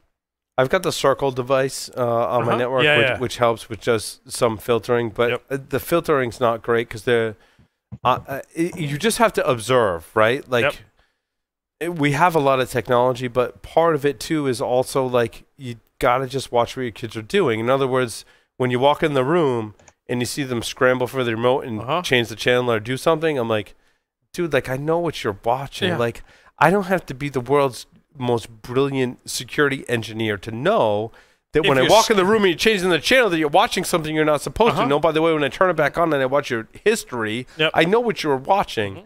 So, like, knock that crap off. And I think that there's something to be said from a security perspective for having their entertainment devices and computers in plain view, right? So when you set up a computer, my oldest son and I are talking about finally building a gaming PC, for the family, mostly for him. I'm like, you know what? I'm not doing that in my office where we used to do the podcast in my house. Like, we're doing that in, like, the main open area. It just so you're playing games, like, whatever. Yeah. But you're not doing anything you're not supposed to because it's in plain view of anyone that walks in the house, right? And there's something to be said for that kind of almost crowdsourced security. And right? and we've told our 10-year-old that we will see everything that is on your device. Yeah. And that's the thing. We're trusting you to do what's responsible on your device, and you can text with your friends. You can only do iMessage or the iMessage with your friends and so forth because you doesn't have self-service, and you can do FaceTime and so forth and so on. We can't see your FaceTime stuff, but we know who you're FaceTiming with, and we know what the contents of the messages you are. She says, "How do you know that?" And I said, "When you go to bed at night and you put your iPad on the charger, I review your messages." And and it was very much, I was upfront with her. I am going to read your stuff. Yeah. And one of the other parents came to us and said, "We think that what Corinne and some of the other girls are doing are inappropriate, that they're sharing personal stuff." And I went back and read the messages. And I said, they are sharing personal stuff, but it is nothing that they didn't exchange in person, like the name of their dog. Yeah. Or that the dog is sick, or that they really like this TV show, or that dad pooped today. This is not stuff you should be concerned about. And they were like, "Oh, somebody's on top of that?" I'm like, "I'm on top of that." So just wait till they're 12, 13, 14. I got 2 years for that with one of them for 12, and it's going to be the same way. Before we round out, you like it or daddy takes it away. Before we round out the show, we had one rule at our house. There was no expectation of privacy because they knew where daddy worked. Right? Yep. Yes. One more to round it out. Serial killer electrocutes himself in a jail sex act. If this is not like karma, I don't know what is. There